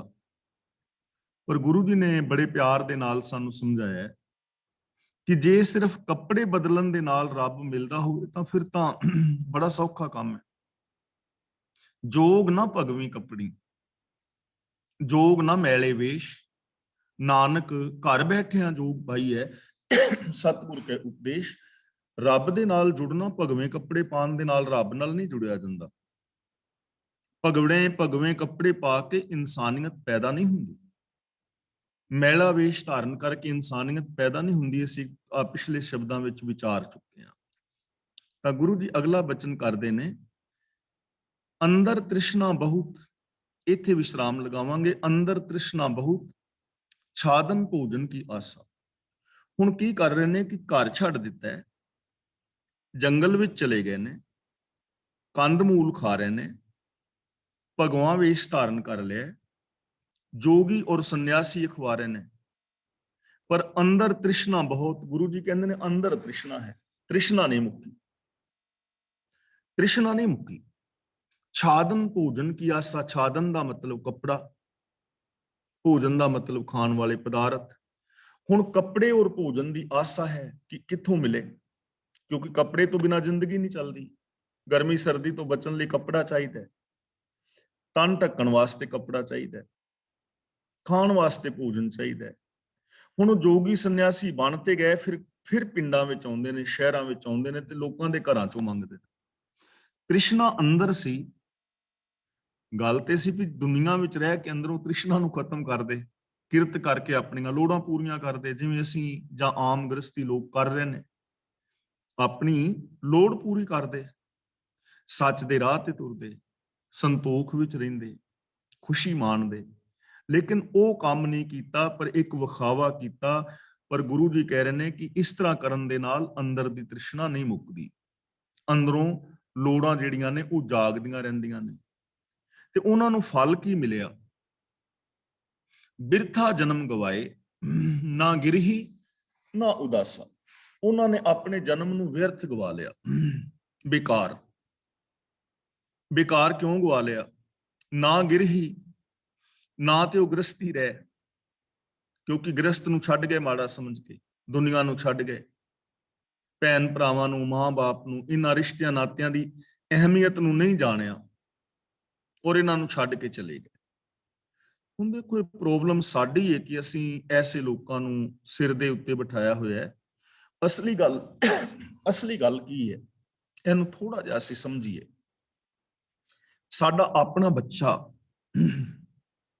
ਜੇ ਕੋਈ ਮਾਂ-ਬਾਪ ਦੀ ਪਰਵਾਹ ਨਾ ਕਰੇ, ਮਾਂ-ਬਾਪ ਦੀ ਗੱਲ ਨਾ ਮੰਨੇ, ਵੱਖਰਾ ਹੋ ਜਾਏ, ਔਰ ਮਾਂ-ਬਾਪ ਦੀ ਪਰਵਾਹ ਨਾ ਕਰੇ, ਭੈਣਾਂ ਦੇ ਨਾਲ ਨਾ ਵਰਤੇ, ਮਾਂ-ਬਾਪ ਨਾਲ ਨਾ ਵਰਤੇ, ਤਾਂ ਤੁਸੀਂ ਉਹਨੂੰ ਕੀ ਕਹੋਗੇ? ਨਕੰਮਾ ਕਹੋਗੇ ਨਾ। ਨਕੰਮਾ ਹੀ ਕਵਾਂਗੇ ਵੀ ਸਾਡਾ ਬੱਚਾ ਨਕੰਮਾ ਨਿਕਲਿਆ। ਅਸੀਂ ਕਵਾਂਗੇ ਵੀ ਨਾ ਹੀ ਜੰਮਦਾ ਤੇ ਠੀਕ ਸੀ, ਜੰਮਦਾ ਹੀ ਮਰ ਜਾਂਦਾ ਠੀਕ ਸੀ। ਇਹ ਲੋਕ ਸ਼ਬਦ ਵਰਤਦੇ ਨੇ। ਤੇ ਦੂਜਿਆਂ ਦਾ ਜਿਹੜਾ ਬੱਚਾ ਹੈ, ਜਿਹੜਾ ਆਪਣੇ ਮਾਂ-ਬਾਪ ਨੂੰ ਛੱਡ ਆਇਆ, ਆਪਣੇ ਮਾਂ-ਬਾਪ ਦੀ ਸਾਰ ਨਹੀਂ ਲੈਂਦਾ, ਆਪਣੇ ਭੈਣਾਂ ਭਰਾਵਾਂ ਨੂੰ ਛੱਡ ਆਇਆ, ਰਿਸ਼ਤੇਦਾਰਾਂ ਨੂੰ ਛੱਡ ਆਇਆ, ਉਹਨੂੰ ਅਸੀਂ ਸੰਤ ਸਮਝ ਕੇ ਮੱਥਾ ਟੇਕ ਰਹੇ ਹਾਂ। ਹੈ ਤੇ ਉਹ ਵੀ ਕਿਸੇ ਦਾ ਬੱਚਾ ਹੀ ਸੀ ਨਾ, ਉਹਦੇ ਵੀ ਮਾਂ ਪਿਓ ਹੈ ਨੇ। ਜੇ ਸਾਡਾ ਬੱਚਾ ਸਾਨੂੰ ਛੱਡ ਜਾਏ, ਸਾਡੀ ਗੱਲਬਾਤ ਨਾ ਮੰਨੇ, ਤੇ ਸਾਡੇ ਵਾਸਤੇ ਉਹ ਨਲਾਇਕ ਹੈ। ਤੇ ਜੇ ਦੂਜੇ ਦਾ ਕਿਸ ਦਾ ਬੱਚਾ ਛੱਡ ਕੇ ਲੰਮੇ ਕੱਪੜੇ ਪਾ ਲਵੇ ਤਾਂ ਉਹ ਸਾਡੇ ਵਾਸਤੇ ਸੰਤ ਬਾਬਾ ਹੈ। ਉਲਟਾ ਕੰਮ ਹੋ ਗਿਆ ਨਾ। ਚਾਹੀਦਾ ਤੇ ਇਹ ਵੇ ਕਿ ਉਹਨੂੰ ਵੀ ਨਲਾਇਕ ਆਖੀ ਕਿ ਨਲਾਇਕ ਹੈ, ਇਹਨੇ ਆਪਣੇ ਮਾਂ-ਬਾਪ, ਭੈਣ ਭਰਾਵਾਂ ਦੇ ਫਰਜ਼ ਨੂੰ ਨਹੀਂ ਨਿਭਾਇਆ। ਤਾਂ ਗੁਰੂ ਜੀ ਕਹਿੰਦੇ ਨੇ ਐਸੇ ਲੋਕਾਂ ਨੇ ਆਪਣੀ ਜ਼ਿੰਦਗੀ ਵਿਅਰਥ ਗਵਾਈ ਹੋਈ ਹੈ। ਬਿਰਥਾ ਜਨਮ ਗਵਾਏ, ਨਾ ਗਿਰਹੀ, ਨਾ ਤੇ ਗ੍ਰਸਤੀ ਰਹਿ, ਨਾ ਉਦਾਸਾ, ਨਾ ਉਦਾਸੀ ਰਹਿ, ਤਿਆਗੀ ਵੀ ਨਹੀਂ ਰਹਿ, ਕਿਉਂਕਿ ਤਿਆਗ ਕੁਛ ਕੀਤਾ ਨਹੀਂ। ਜੇ ਹੁਣ ਅਸੀਂ ਇਮਾਨਦਾਰੀ ਨਾਲ ਵੇਖੀਏ ਤਾਂ ਜਿੰਨੇ ਵੀ ਜੋਗੀ ਸੰਨਿਆਸੀ ਨੇ, ਉਹਨਾਂ ਨੇ ਕੀ ਤਿਆਗਿਆ? ਧਿਆਨ ਦੇ ਨਾਲ, ਇਮਾਨਦਾਰੀ ਨਾਲ ਵੇਖਿਓ। ਤੁਹਾਡੇ ਕੋਲ ਵੀ ਘਰ ਹੈ, ਅਸੀਂ ਘਰਾਂ 'ਚ ਰਹਿੰਦੇ ਹਾਂ ਨਾ, ਉਹਨਾਂ ਕੋਲ ਘਰ ਸਾਡੇ ਨਾਲੋਂ ਮਜ਼ਬੂਤ ਨੇ ਡੇਰੇ। ਤੁਹਾਡੇ ਘਰ ਵਿੱਚ ਏਸੀ ਹੈ, ਉਹਨਾਂ ਕੋਲ ਵੀ ਏਸੀ ਹੈ। ਸਾਡੀ ਬਿਜਲੀ ਚਲੀ ਜਾਏ ਤੇ ਇਨਵਰਟਰ ਤੇ ਸਾਡਾ ਏਸੀ ਨਹੀਂ ਚੱਲਦਾ, ਬਾਬਿਆਂ ਕੋਲ ਵੱਡੇ ਜਨਰੇਟਰ ਨੇ, ਨਾਲ ਦੇ ਨਾਲ ਜਨਰੇਟਰ। ਤੁਹਾਡੇ ਕੋਲ ਕਾਰ ਹੈ ਮਰੂਤੀ, ਉਹਨਾਂ ਕੋਲ 2-2 ਕਰੋੜ ਦੀਆਂ ਕਾਰਾਂ ਨੇ। ਤੁਹਾਡੇ ਕੋਲ ਫੋਨ ਹੈ, ਉਹਨਾਂ ਕੋਲ ਲੇਟੈਸਟ ਮਾਡਲ ਨੇ। ਪਰਫਿਊਮ ਤੁਸੀਂ ਕਦੀ ਲਗਾ ਲੈਂਦੇ ਹੋ? ਇੱਕ ਪਰਫਿਊਮ ਲਾਈਏ ਨਾ, ਸਾਰਾ ਟੱਬਰ ਲਾਉਂਦੇ ਆ, ਤੇ ਜੇ ਕੋਈ ਜ਼ਿਆਦਾ ਲਾਏ ਤਾਂ ਉਹਨੂੰ ਕਵਿਤਾ ਕੀ ਉੱਤੇ ਲਾਈ ਜਾਂਦਾ ਹੈ, ਇਹਨੂੰ ਮੁਕਾ ਕੇ ਛੱਡਣੀ ਅੱਜ। ਤੇ ਬਾਬਿਆਂ ਦੇ ਡੇਰਿਆਂ ਤੇ ਵੇਖੋ ਪਰਫਿਊਮ ਸਭ ਤੋਂ ਕੀਮਤੀ ਮਿਲਣਗੇ, ਤੇ ਤਿਆਗਿਆ ਫਿਰ ਉਹਨਾਂ ਨੇ ਕੀ ਹੈ? ਟੈਲੀਵਿਜ਼ਨ ਤੁਹਾਡੇ ਘਰ ਛੋਟੇ ਨੇ, ਉਹਨਾਂ ਦੇ ਘਰ ਵੱਡੀ ਸਕਰੀਨ ਵਾਲੇ। ਕੇਬਲ ਤੁਹਾਡੇ ਘਰ ਵੀ ਲੱਗੀ, ਬਾਬਿਆਂ ਦੇ ਡੇਰੇ ਤੇ ਵੀ ਲੱਗੀ, ਸਾਰੇ ਚੈਨਲ ਚੱਲ ਰਹੇ ਨੇ, ਫਿਰ ਤਿਆਗਿਆ ਕੀ ਹੈ? ਗੁਰੂ ਜੀ ਕਹਿ ਰਹੇ ਨੇ ਵੀ ਇਹਨਾਂ ਨੇ ਆਪਣਾ ਜੀਵਨ ਬਰਬਾਦ ਕਰ ਲਿਆ, ਨਾ ਤੇ ਗ੍ਰਸਤੀ ਰਹਿ, ਨਾ ਉਦਾਸੀ ਰਹਿ। ਬਿਰਥਾ ਜਨਮ ਗਵਾਏ, ਨਾ ਗਿਰਹੀ ਨਾ ਉਦਾਸਾ, ਮਾਇਆ ਕੀ ਕਿਰਤ ਛੋਟ ਗਵਾਈ, ਭਗਤੀ ਸਾਰ ਨਾ ਜਾਣੇ। ਤਾਂ ਇਹ ਕੀ ਨੇ? ਇਹਨਾਂ ਨੂੰ ਗੁਰੂ ਜੀ ਕਹਿੰਦੇ ਨੇ ਛਪੜੀਆਂ। ਜੇ ਅੱਗੇ ਤੀਰਥ ਹੋਵੇ ਤੇ ਮਹਿਲ ਲੱਥੇਗੀ, ਛਪੜੀ ਵਿੱਚ ਨਾ ਹੋਗੇ ਤੇ ਮਹਿਲ ਲੱਗੇਗੀ ਨਾ। ਬਿਰਥਾ ਜਨਮ ਗਵਾਏ, ਨਾ ਗਿਰਹੀ ਨਾ ਉਦਾਸਾ। ਤੇ ਗੁਰੂ ਜੀ ਕਹਿੰਦੇ ਨੇ ਜਮਕਾਲ ਸਿਰੋਂ ਨਾ ਉਤਰੈ, ਤ੍ਰਿਬਿਦ ਮਨਸਾ। ਜਮਕਾਲ ਦਾ ਮਤਲਬ ਆਤਮਿਕ ਮੌਤ, ਤੇ ਤ੍ਰਿਬਿਦ ਦਾ ਮਤਲਬ ਹੈ ਤਿੰਨਾਂ ਗੁਣਾਂ ਵਾਲੀ ਮਾਇਆ। ਮਨਸਾ ਦਾ ਮਤਲਬ ਵਾਸ਼ਨਾ। ਇਹਨਾਂ ਲੋਕਾਂ ਦੇ ਐਸੇ ਜੋ ਲੋਕ ਨੇ, ਉਹਨਾਂ ਦੇ ਜਮਕਾਲ ਸਿਰੋਂ ਨਹੀਂ ਉਤਰਦਾ, ਉਹ ਆਤਮਿਕ ਮੌਤ ਉਹਨਾਂ ਦੇ ਸਿਰ ਦੇ ਉੱਤੇ ਹਮੇਸ਼ਾ ਕੂਕਦੀ ਰਹਿੰਦੀ ਹੈ। ਆਤਮਿਕ ਮੌਤ ਦੀ ਗ੍ਰਿਫਤ ਵਿੱਚ ਰਹਿੰਦੇ ਨੇ, ਕਿਉਂਕਿ ਉਹਨਾਂ ਦੀ ਜੋ ਮਨਸਾ ਹੈ, ਜੋ ਸੋਚ ਹੈ, ਉਹ ਤ੍ਰਿਬਿਦ ਦਾ ਮਤਲਬ ਰਾਜਗੁਣ, ਤਾਮਗੁਣ, ਸਤਗੁਣ ਵਾਲੀ, ਮਾਇਆ ਵਾਲੀ। ਤੇ ਮਾਇਆ ਦਾ ਮਤਲਬ ਪੈਸਾ ਨਹੀਂ ਹੈ। ਮਾਇਆ ਇੱਕ ਸੋਚ ਦਾ ਨਾਮ ਹੈ, ਜੋ ਸੋਚ ਸਾਨੂੰ ਸਾਰਿਆਂ ਦੇ ਵਿੱਚ ਰੱਬ ਨਹੀਂ ਵੇਖਣ ਦਿੰਦੀ, ਜੋ ਸੋਚ ਸਾਡੇ ਅੰਦਰ ਮੇਰ ਤੇਰ ਦੇ ਵਿਤਕਰੇ ਪੈਦਾ ਕਰਦੀ ਹੈ, ਜੋ ਸੋਚ ਸਾਨੂੰ ਸੈਲਫਿਸ਼ ਬਣਾਉਂਦੀ ਹੈ, ਉਹ ਸੋਚ ਹੈ। ਤੇ ਜੇ ਸੋਚ ਉਹ ਹੈ, ਤੇ ਐਸੀ ਸੋਚ ਵਾਲਾ ਬੰਦਾ ਤਾਂ ਆਤਮਿਕ ਮੌਤ ਤੇ ਮਰਿਆ ਹੋਏ ਨਾ, ਚਾਹੇ ਉਹ ਗ੍ਰਸਤੀ ਹੈ ਜਾਂ ਉਦਾਸੀ ਹੈ ਜਾਂ ਭਲਾ ਜਾਂ ਅਮੀਰ ਹੈ ਜਾਂ ਗਰੀਬ ਹੈ, ਪੜ੍ਹਿਆ ਹੈ ਜਾਂ ਅਨਪੜ੍ਹ ਹੈ। ਤਾਂ ਗੁਰੂ ਜੀ ਕਹਿੰਦੇ ਨੇ ਇਹ ਜੋ ਲੋਕ ਗ੍ਰਸਤ ਨੂੰ ਛੱਡ ਕੇ ਜੰਗਲਾਂ ਵਿੱਚ ਜਾ ਰਹੇ ਨੇ, ਕੰਦ ਮੂਲ ਖਾ ਰਹੇ ਨੇ, ਜਿਨ੍ਹਾਂ ਨੇ ਜੋਗੀ ਕੱਪੜੇ ਪਾ ਲਏ ਨੇ, ਕੋਈ ਸੰਨਿਆਸੀ ਬਾਬਾ ਹੋ ਗਿਆ ਹੈ, ਕੋਈ ਜੋਗੀ ਅਖਵਾਰਿਆ ਹੈ, ਇਹਨਾਂ ਦੇ ਸਿਰ ਤੋਂ ਜਮਕਾਲ ਨਹੀਂ ਉਤਰਦਾ। ਇਹਨਾਂ ਨੇ ਜ਼ਿੰਦਗੀ ਬੇਕਾਰ ਗਵਾ ਲਈ ਹੈ, ਨਾ ਇਹ ਗ੍ਰਸਤੀ ਰਹੇ ਨੇ, ਨਾ ਉਦਾਸੀ ਰਹੇ ਨੇ, ਮਾਇਆ ਵਾਲੀ ਸੋਚ ਹੈ, ਆਤਮਿਕ ਮੌਤੇ ਮਰ ਗਏ ਨੇ। ਤਾਂ ਇਹਦਾ ਸੋਲੂਸ਼ਨ ਦੱਸ ਰਹੇ ਨੇ, ਸਹੀ ਰਾਸਤਾ ਕੀ ਹੈ? ਗੁਰਮਤੀ, ਇੱਥੇ ਰੁਕਣਾ ਹੈ ਥੋੜਾ ਜਿਹਾ। ਗੁਰਮਤੀ ਕਾਲ ਨਾ ਆਵੇ ਨੇੜੇ, ਨੇੜੇ ਨਹੀਂ ਪੜਨਾ, ਨੇੜੇ ਆਵੇ ਜਾਂ ਹੋਵੇ ਦਾਸਨ ਦਾਸਾ। ਗੁਰਮਤੀ ਕਾਲ ਨਾ ਆਵੇ ਨੇੜੇ, ਜਾਂ ਹੋਵੇ ਦਾਸਨ ਦਾਸਾ। ਗੁਰੂ ਜੀ ਕਹਿੰਦੇ ਨੇ ਜੋ ਮਨੁੱਖ ਗੁਰੂ ਦੀ ਮੱਤ ਦਾ ਧਾਰਨੀ ਹੁੰਦਾ, ਜੋ ਗੁਰੂ ਦੀ ਮੱਤ ਦਾ ਧਾਰਨੀ ਹੁੰਦਾ, ਗੁਰੂ ਦੇ ਗਿਆਨ ਮੁਤਾਬਕ ਜ਼ਿੰਦਗੀ ਜਿੰਦਾ, ਤੇ ਦਾਸਨ ਦਾਸਾ ਦਾ ਮਤਲਬ ਜੋ ਪ੍ਰਭੂ ਦੇ ਸੇਵਕਾਂ ਦਾ ਸੇਵਕ ਹੋ ਜਾਂਦਾ। ਹੁਣ ਚੱਕਰ ਇੱਥੇ ਹੈ ਕਿ ਸਾਡੇ ਅੰਦਰ ਪ੍ਰਚਾਰ ਹੀ ਐਸਾ ਕੀਤਾ ਗਿਆ ਹੈ ਕਿ ਜਦੋਂ ਅਸੀਂ ਕਹਿੰਦੇ ਆ ਨਾ ਦਾਸਨ ਦਾਸਾ, ਤੇ ਫਿਰ ਬਾਬਿਆਂ ਨੇ ਇਹ ਪ੍ਰਚਾਰ ਕਰ ਦਿੱਤਾ ਹੈ ਕਿ ਜੋ ਸੰਤਾਂ ਦੇ ਅੱਗੋਂ ਸੇਵਕਾਂ ਦਾ ਸੇਵਕ ਬਣ ਜਾਂਦਾ ਬਾਬਿਆਂ ਦਾ। ਇੱਥੇ ਦਾਸਨ ਦਾਸਾ ਦਾ ਮਤਲਬ ਜੋ ਰੱਬੀ ਰਜ਼ਾ ਵਿੱਚ ਤੁਰਨ ਵਾਲੇ ਨੇ, ਜੋ ਗੁਰਮਤ ਦੇ ਧਾਰਨੀ ਨੇ, ਗੁਰਬਾਣੀ ਅਨੁਸਾਰ ਜ਼ਿੰਦਗੀ ਜੀਣ ਵਾਲੇ ਨੇ, ਉਹਨਾਂ ਦੇ ਫਿਰ ਕਾਲ ਨੇੜੇ ਨਹੀਂ ਆਉਂਦਾ। ਕਾਲ ਦਾ ਮਤਲਬ ਆਤਮਿਕ ਮੌਤ। ਉਹਨਾਂ ਦੇ ਅੰਦਰੋਂ ਇਨਸਾਨੀਅਤ ਨਹੀਂ ਮਰਦੀ, ਉਹਨਾਂ ਦੀ ਜ਼ਮੀਰ ਨਹੀਂ ਮਰਦੀ, ਉਹਨਾਂ ਦੇ ਅੰਦਰ ਪਸ਼ੂ ਬਿਰਤੀਆਂ ਪੈਦਾ ਨਹੀਂ ਹੁੰਦੀਆਂ, ਉਹਨਾਂ ਦੇ ਨਜ਼ਦੀਕ ਆਤਮਿਕ ਮੌਤ ਨਹੀਂ ਹੁੰਦੀ। ਇਸ ਲਈ ਆਤਮਿਕ ਮੌਤ ਤੋਂ ਬਚਣ ਲਈ, ਦੁੱਖਾਂ ਤੋਂ ਬਚਣ ਲਈ, ਪਰੇਸ਼ਾਨੀਆਂ ਤੋਂ ਬਚਣ ਲਈ, ਖੁਸ਼ੀਆਂ ਭਰਿਆ ਜੀਵਨ ਜੀਣ ਲਈ, ਚੜ੍ਹਦੀ ਕਲਾ ਵਾਲੀ ਜ਼ਿੰਦਗੀ ਜੀਣ ਵਾਸਤੇ ਸੰਨਿਆਸੀ ਹੋਣ ਦੀ ਲੋੜ ਨਹੀਂ, ਤਿਆਗੀ ਹੋਣ ਦੀ ਲੋੜ ਨਹੀਂ, ਜੋਗੀ ਬਣਨ ਦੀ ਲੋੜ ਨਹੀਂ, ਕੰਦ ਮੂਲ ਖਾਣ ਦੀ ਲੋੜ ਨਹੀਂ, ਤੀਰਥਾਂ ਤੇ ਨਹਾਉਣ ਦੀ ਲੋੜ ਨਹੀਂ, ਸੰਨਿਆਸੀਆਂ, ਜੋਗੀਆਂ, ਬਾਬਿਆਂ ਨੂੰ ਮੱਥੇ ਟੇਕਣ ਦੀ ਲੋੜ ਨਹੀਂ, ਸਮਾਧੀਆਂ ਲਾਉਣ ਦੀ ਲੋੜ ਨਹੀਂ, ਮਾਲਾ ਫੇਰਨ ਦੀ ਲੋੜ ਨਹੀਂ, ਸਗੋਂ ਗੁਰੂ ਦੀ ਮੱਤ ਦੇ ਧਾਰਨੀ ਹੋਣ ਦੀ ਲੋੜ ਹੈ। राजनीतिक, धार्मिक, आर्थिक, सामाजिक, शरीरक, मानसिक, बौद्धिक, आत्मक, परिवारक और व्यवहारक तौर ते गुरबाणी मुताबिक जिंदगी जीने की लोड़ है। जो आप आम 6 गल्लां विचारते हैं, जे वो 6 कर्म असीं गुरमत अनुसार कर लवीए तां काल नजदीक नहीं आएगा। सच्चा शब्द, सच मन, घर ही माहे उदासा। शब्द का मतलब गुरु का ज्ञान, गुरु का उपदेश, गुरु की फिलोसफी, गुरु की विचारधारा। जो गुरु का उपदेश है वो सच है। गुरु का उपदेश की है सच। सच मन, इत्थे मन दे नन्ने नाल सिहारी है मन विच, ते जिन्हां दे मन दे अंदर गुरु का सच उपदेश है, जो सच जिन्हां दे मन विच भी सच है, गुरु दे सच्चे उपदेश मुताबिक जो जिंदगी जी रहे ने, गुरु दे सच्चे उपदेश नूं, गुरु दे ज्ञान नूं जिन्हां ने अपनी सोच अंदर वसा लिया, घर ही माहे उदासा, वो घर दे अंदर रहिंदे होए ही उदास ने। उदास दा मतलब इत्थे फिकर चिंता नहीं, उदास दा मतलब निर्लेप ने, उदास दा मतलब मुकत ने, निर्लेप बिल्कुल। गुरु दा शब्द उन्हां दे मन विच वसदा है, सच उन्हां दे मन विच वसदा है, ते घर दे अंदर रहिंदे, संसार विच रहिंदे, परिवार विच रहिंदे होए वो बिल्कुल निर्लेप ने, मेर तेर दे वितकरियां तों, पापां तों, अपराधां तों, मनमतां तों, बेगाने हक खाण तों, कूड़ बोल मुर्दार खाए तों, इन्हां तों निर्लेप ने बिल्कुल। तां देखो किन्ना सौखा जीवन है ना, किन्ना सौखा और सुखैन जीवन है। और हकीकत है कि ये जिंदगी बहुत सौखी और जिंदगी बड़ी आसान, खुशियां भरी हो सकती है जे बंदा गुरु ज्ञान मुताबिक जिंदगी जीवे, सच का धारनी हो जाए। पर हर इंसान ने अपनी जिंदगी नूं कंप्लीकेट बना लिया, कंप्लीकेटेड जिंदगी हो गई है, बंदे ने खुद कर ली, सच दे नालों टुट के कर ली है, गुरमत ज्ञान दे नालों टुट के ये भंबल भूसे च पै गया है। नानक सतगुर सेवन अपना से आसा ते निरासा।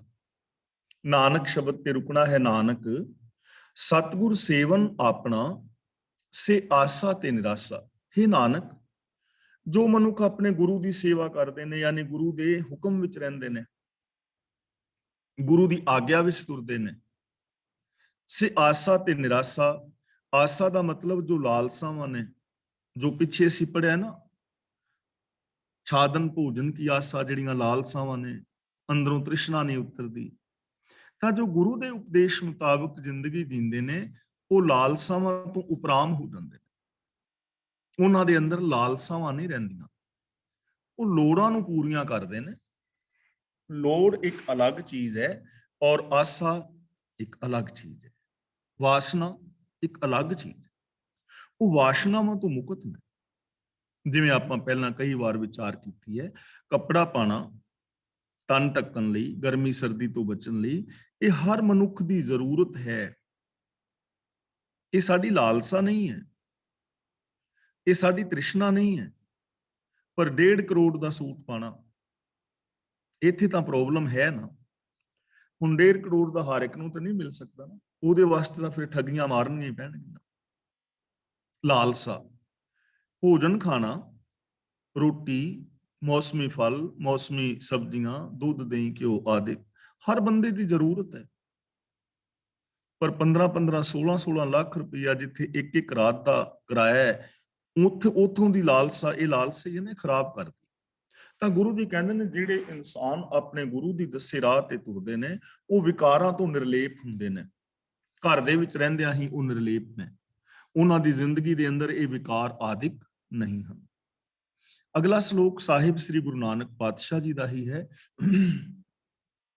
ਜੇ ਰਤ ਲੱਗੇ ਕੱਪੜੇ ਜਾਮਾ ਹੋਈ ਪਲੀਤ। ਮੁਸਲਮਾਨ ਵੀਰ ਨੇ ਤਾਂ ਜੇ ਉਹਨਾਂ ਦੇ ਕੱਪੜੇ ਨੂੰ ਕਿਤੇ ਖੂਨ ਵਗੈਰਾ ਲੱਗ ਜਾਏ ਨਾ, ਤਾਂ ਸਮਝਦੇ ਨੇ ਕਿ ਜਾਮਾ ਪਾਇਆ ਹੋਇਆ ਜਿਹੜਾ ਬਸਤਰ ਹੈ, ਪਲੀਤ ਦਾ ਮਤਲਬ ਅਪਵਿੱਤਰ ਹੋ ਗਿਆ, ਤੇ ਹੁਣ ਇਹ ਜਾਮਾ, ਇਹ ਬਸਤਰ ਪਾ ਕੇ ਨਮਾਜ਼ ਨਹੀਂ ਪੜ੍ਹੀ ਜਾ ਸਕਦੀ, ਕਿਉਂਕਿ ਕੱਪੜਾ ਖਰਾਬ ਹੋ ਗਿਆ ਹੈ, ਅਪਵਿੱਤਰ ਹੋ ਗਿਆ ਹੈ, ਪਲੀਤ ਹੋ ਗਿਆ ਹੈ, ਖੂਨ ਲੱਗ ਗਿਆ ਹੈ ਜਾਮੇ ਨੂੰ, ਪਹਿਨਾਵੇ ਨੂੰ, ਤੇ ਹੁਣ ਖੂਨ ਵਾਲਾ ਕੱਪੜੇ ਦੇ ਨਾਲ ਨਮਾਜ਼ ਨਹੀਂ ਪੜ੍ਹੀ ਜਾ ਸਕਦੀ। ਜੇ ਪੜਾਂਗੇ ਤੇ ਪ੍ਰਵਾਨ ਨਹੀਂ ਹੋਊਗੀ। ਇਸੇ ਤਰ੍ਹਾਂ ਹਰ ਧਰਮ ਦਾ ਬੰਦਾ ਕਰਦਾ ਹੈ, ਜੇ ਕਿਤੇ ਖੂਨ ਵਗੈਰਾ ਲੱਗਾ ਹੈ ਤਾਂ ਬ੍ਰਾਹਮਣ ਵੀ ਨਹੀਂ ਜਾਏਗਾ ਮੰਦਿਰ ਵਿੱਚ। ਸਾਡੇ ਵੀ ਕੱਪੜਿਆਂ ਨੂੰ ਖੂਨ ਲੱਗਾ ਹੋਵੇ ਤਾਂ ਅਸੀਂ ਵੀ ਕਵਾਂਗੇ ਵੀ ਕੱਪੜਾ ਖਰਾਬ ਹੋ ਗਿਆ। ਗੁਰਦੁਆਰੇ ਤਾਂ ਕੀ ਜਾਣਾ, ਅਸੀਂ ਵੈਸੇ ਆਪਣੇ ਘਰ ਦੇ ਵਿੱਚ ਵੀ ਨਹੀਂ ਪਾਵਾਂਗੇ, ਸ਼ਹਿਰ ਬਾਜ਼ਾਰ ਵਿੱਚ ਵੀ ਕੋਈ ਨਹੀਂ ਨਾ ਜਾਂਦਾ। ਤਾਂ ਹੁਣ ਗੁਰੂ ਜੀ ਕਹਿ ਰਹੇ ਨੇ, ਜੇ ਰੱਤ ਲੱਗਿਆ ਕੱਪੜਾ, ਜਾਮਾ ਹੋਏ ਪਲੀਤ, ਜੇ ਕੱਪੜੇ ਨੂੰ ਖੂਨ ਦੀ ਬੂੰਦ ਲੱਗ ਜਾਏ ਤੇ ਲੋਕ ਕਹਿੰਦੇ ਨੇ ਇਹ ਜਾਮਾ ਪਹਿਨਾਵਾ ਪਲੀਤ ਹੋ ਗਿਆ ਹੈ, ਅਪਵਿੱਤਰ ਹੋ ਗਿਆ ਹੈ। ਤੇ ਗੁਰੂ ਜੀ ਕਹਿੰਦੇ ਨੇ, ਜੋ ਰਤ ਪੀਵਹਿ ਮਾਨਸਾ ਤਿਨ ਕਿਉਂ ਨਿਰਮਲ ਚੀਤ। ਜਿਹੜੇ ਬੰਦੇ, ਰਤ ਦਾ ਮਤਲਬ ਲਹੂ, ਮਾਨਸਾ ਨਹੀਂ ਪੜਨਾ, ਇਹਨੂੰ ਬਿੰਦੀ ਲਾ ਕੇ ਪੜਨਾ ਹੈ ਮਾਨਸਾ। ਸ਼ਬਦ ਹੈ ਮਾਨਸ, ਤੇ ਮਾਨਸ ਸ਼ਬਦ ਦੇ ਨਾਲ ਕੰਨਾ ਲਗਾ ਕੇ ਬਹੁਵਚਨੀ ਬਣਾਇਆ। ਜਦੋਂ ਕਿਸੇ ਨਾਉਨ ਦੇ ਨਾਲ ਕੰਨਾ ਲਗਾ ਕੇ ਬਹੁਵਚਨੀ ਬਣਾਇਆ ਜਾਂਦਾ ਹੈ ਤਾਂ ਉੱਥੇ ਉਚਾਰਨ ਬਿੰਦੀ ਦਾ ਹੋਏਗਾ ਮਾਨਸਾ, ਬੰਦਿਆਂ ਦਾ। ਜੋ ਰਤ ਪੀਵੇਂ ਮਾਨਸਾ, ਜਿਹੜੇ ਬੰਦਿਆਂ ਦਾ ਖੂਨ ਪੀਂਦੇ ਨੇ, ਤਿੰਨ ਕਿਉਂ ਨਿਰਮਲ ਚੀਤ, ਉਹਨਾਂ ਦਾ ਚਿੱਤ ਕਿਵੇਂ ਨਿਰਮਲ ਹੋ ਸਕਦਾ ਹੈ। ਹੁਣ ਦੇਖੋ, ਬੰਦਿਆਂ ਦਾ ਖੂਨ ਦਾ ਮਤਲਬ ਇਹ ਤਾਂ ਨਹੀਂ ਕਿ ਬੰਦਾ ਵੱਢ ਕੇ ਤੇ ਖੂਨ ਪੀਂਦਾ, ਐਵੇਂ ਤੇ ਕੋਈ ਇੱਕ ਦਾ ਕਰ ਗਿਆ ਹੋਏ ਪਤਾ ਨਹੀਂ, ਐਵੇਂ ਤੇ ਆਮ ਬੰਦੇ ਤੇ ਨਹੀਂ ਨਾ ਕਰਦੇ। ਪਰ ਇੱਥੇ ਬਹੁਵਚਨੀ ਗੱਲ ਹੈ ਕਿ ਜੋ ਬੰਦਿਆਂ ਦਾ ਖੂਨ ਪੀਂਦੇ ਨੇ, ਬੰਦਿਆਂ ਦੀ ਰਤ ਪੀਂਦੇ ਨੇ, ਉਹਨਾਂ ਦਾ ਮਨ ਕਿਵੇਂ ਪਵਿੱਤਰ ਹੋ ਸਕਦਾ। ਹੁਣ ਬੰਦਿਆਂ ਦਾ ਰਤ ਪੀਣ ਦਾ ਮਤਲਬ ਕੀ ਹੈ? ਬੇਗਾਨਾ ਹੱਕ ਖਾਣਾ। ਕਈ ਲੋਕ ਨੇ ਕੰਮ ਬਹੁਤ ਜ਼ਿਆਦਾ ਲੈਂਦੇ ਨੇ ਤੇ ਉਹ ਪੈਸੇ ਪੂਰੇ ਨਹੀਂ ਦਿੰਦੇ। ਕਈ ਲੋਕ ਨੇ ਦਿਹਾੜੀਆਂ ਲਵਾ ਲਈਆਂ ਤੇ ਦਿਹਾੜੀਦਾਰਾਂ ਦੇ ਪੈਸੇ ਮਾਰ ਦਿੰਦੇ। ਇਹਨੂੰ ਕਹਿੰਦੇ ਨੇ ਬੰਦਿਆਂ ਦਾ ਖੂਨ ਪੀਣਾ, ਦੂਜਿਆਂ ਦਾ ਹੱਕ ਖਾ ਜਾਣਾ, ਦੂਜਿਆਂ ਦੀਆਂ ਭਾਵਨਾਵਾਂ ਦੀ ਕਦਰ ਨਾ ਕਰਨੀ, ਠੱਗੀ ਮਾਰਨੀ, 2 ਨੰਬਰ ਦੇ ਧੰਦੇ ਕਰਨੇ। ਹੁਣ ਦੇਖੋ, 2 ਨੰਬਰ ਦੇ ਧੰਦੇ ਜਿਹੜੇ ਨੇ, ਬੰਦਿਆਂ ਦਾ ਖੂਨ ਹੀ ਹੈ ਨਾ।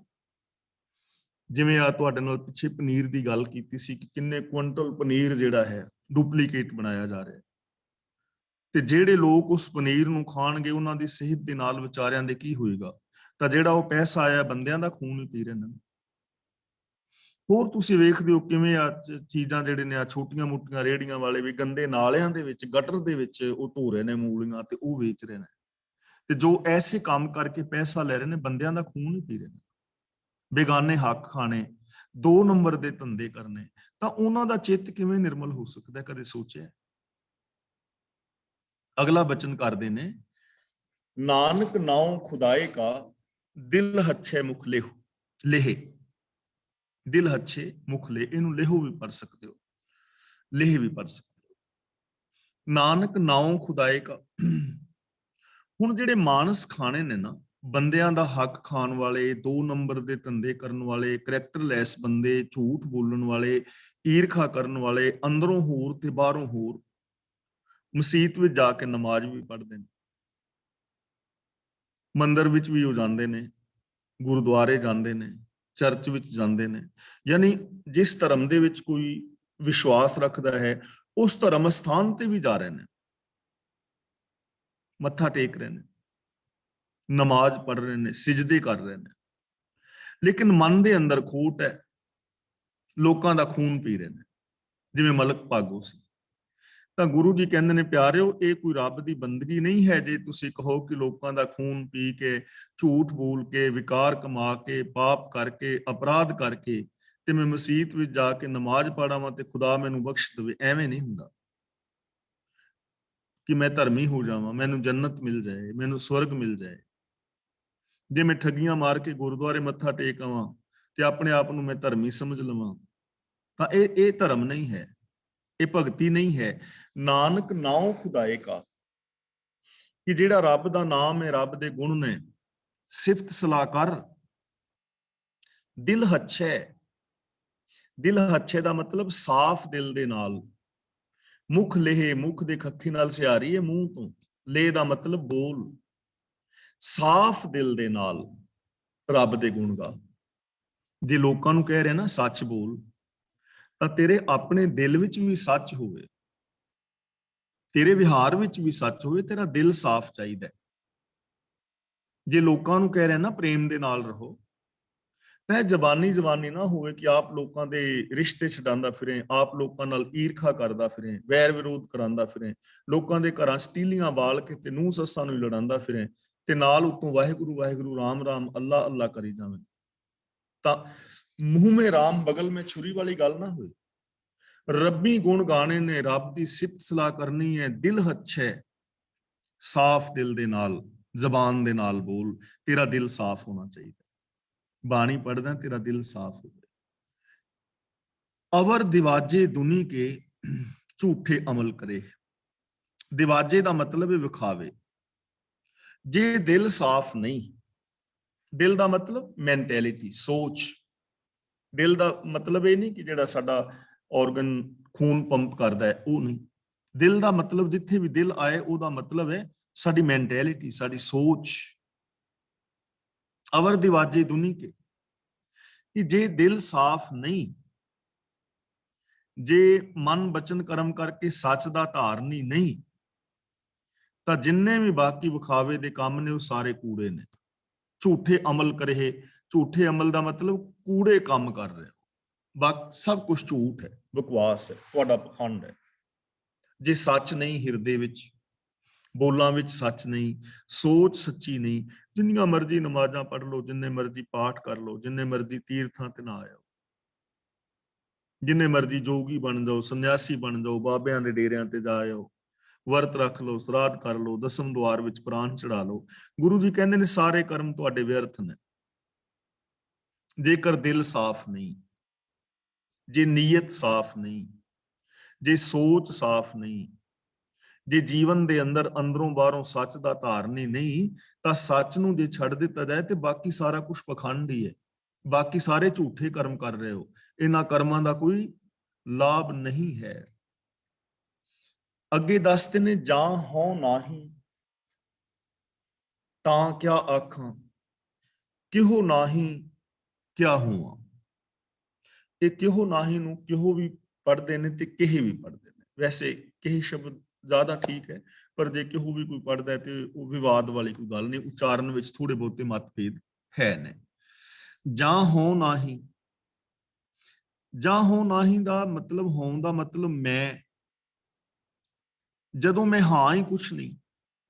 ਗੁਰੂ ਜੀ ਕਹਿੰਦੇ ਨੇ ਜਾਂ ਹੋ ਨਾਹੀ, ਜਦੋਂ ਮੈਂ ਕੁਛ ਹੈ ਹੀ ਨਹੀਂ, ਮੇਰੀ ਕੋਈ ਆਤਮਿਕ ਹਸਤੀ ਹੀ ਨਹੀਂ, ਮੇਰੇ ਅੰਦਰ ਸਚਾਈ ਨਹੀਂ, ਦਇਆ ਨਹੀਂ, ਪ੍ਰੇਮ ਨਹੀਂ, ਮੈਂ ਇਹਨਾਂ ਗੁਣਾਂ ਨੂੰ ਅਮਲ ਵਿੱਚ ਨਹੀਂ ਲਿਆਂਦਾ, ਮੈਂ ਇਹਨਾਂ ਗੁਣਾਂ ਦਾ ਆਨੰਦ ਨਹੀਂ ਮਾਣਿਆ, ਮੇਰਾ ਆਪਣਾ ਤਜਰਬਾ ਹੀ ਨਹੀਂ ਹੈ, ਤਾਂ ਕਿਆ ਆਖਾਂ, ਤਾਂ ਮੈਂ ਇਹਨਾਂ ਬਾਰੇ ਕੀ ਆਖਾਂ, ਉਪਦੇਸ਼ ਕੀ ਕਰਾਂ।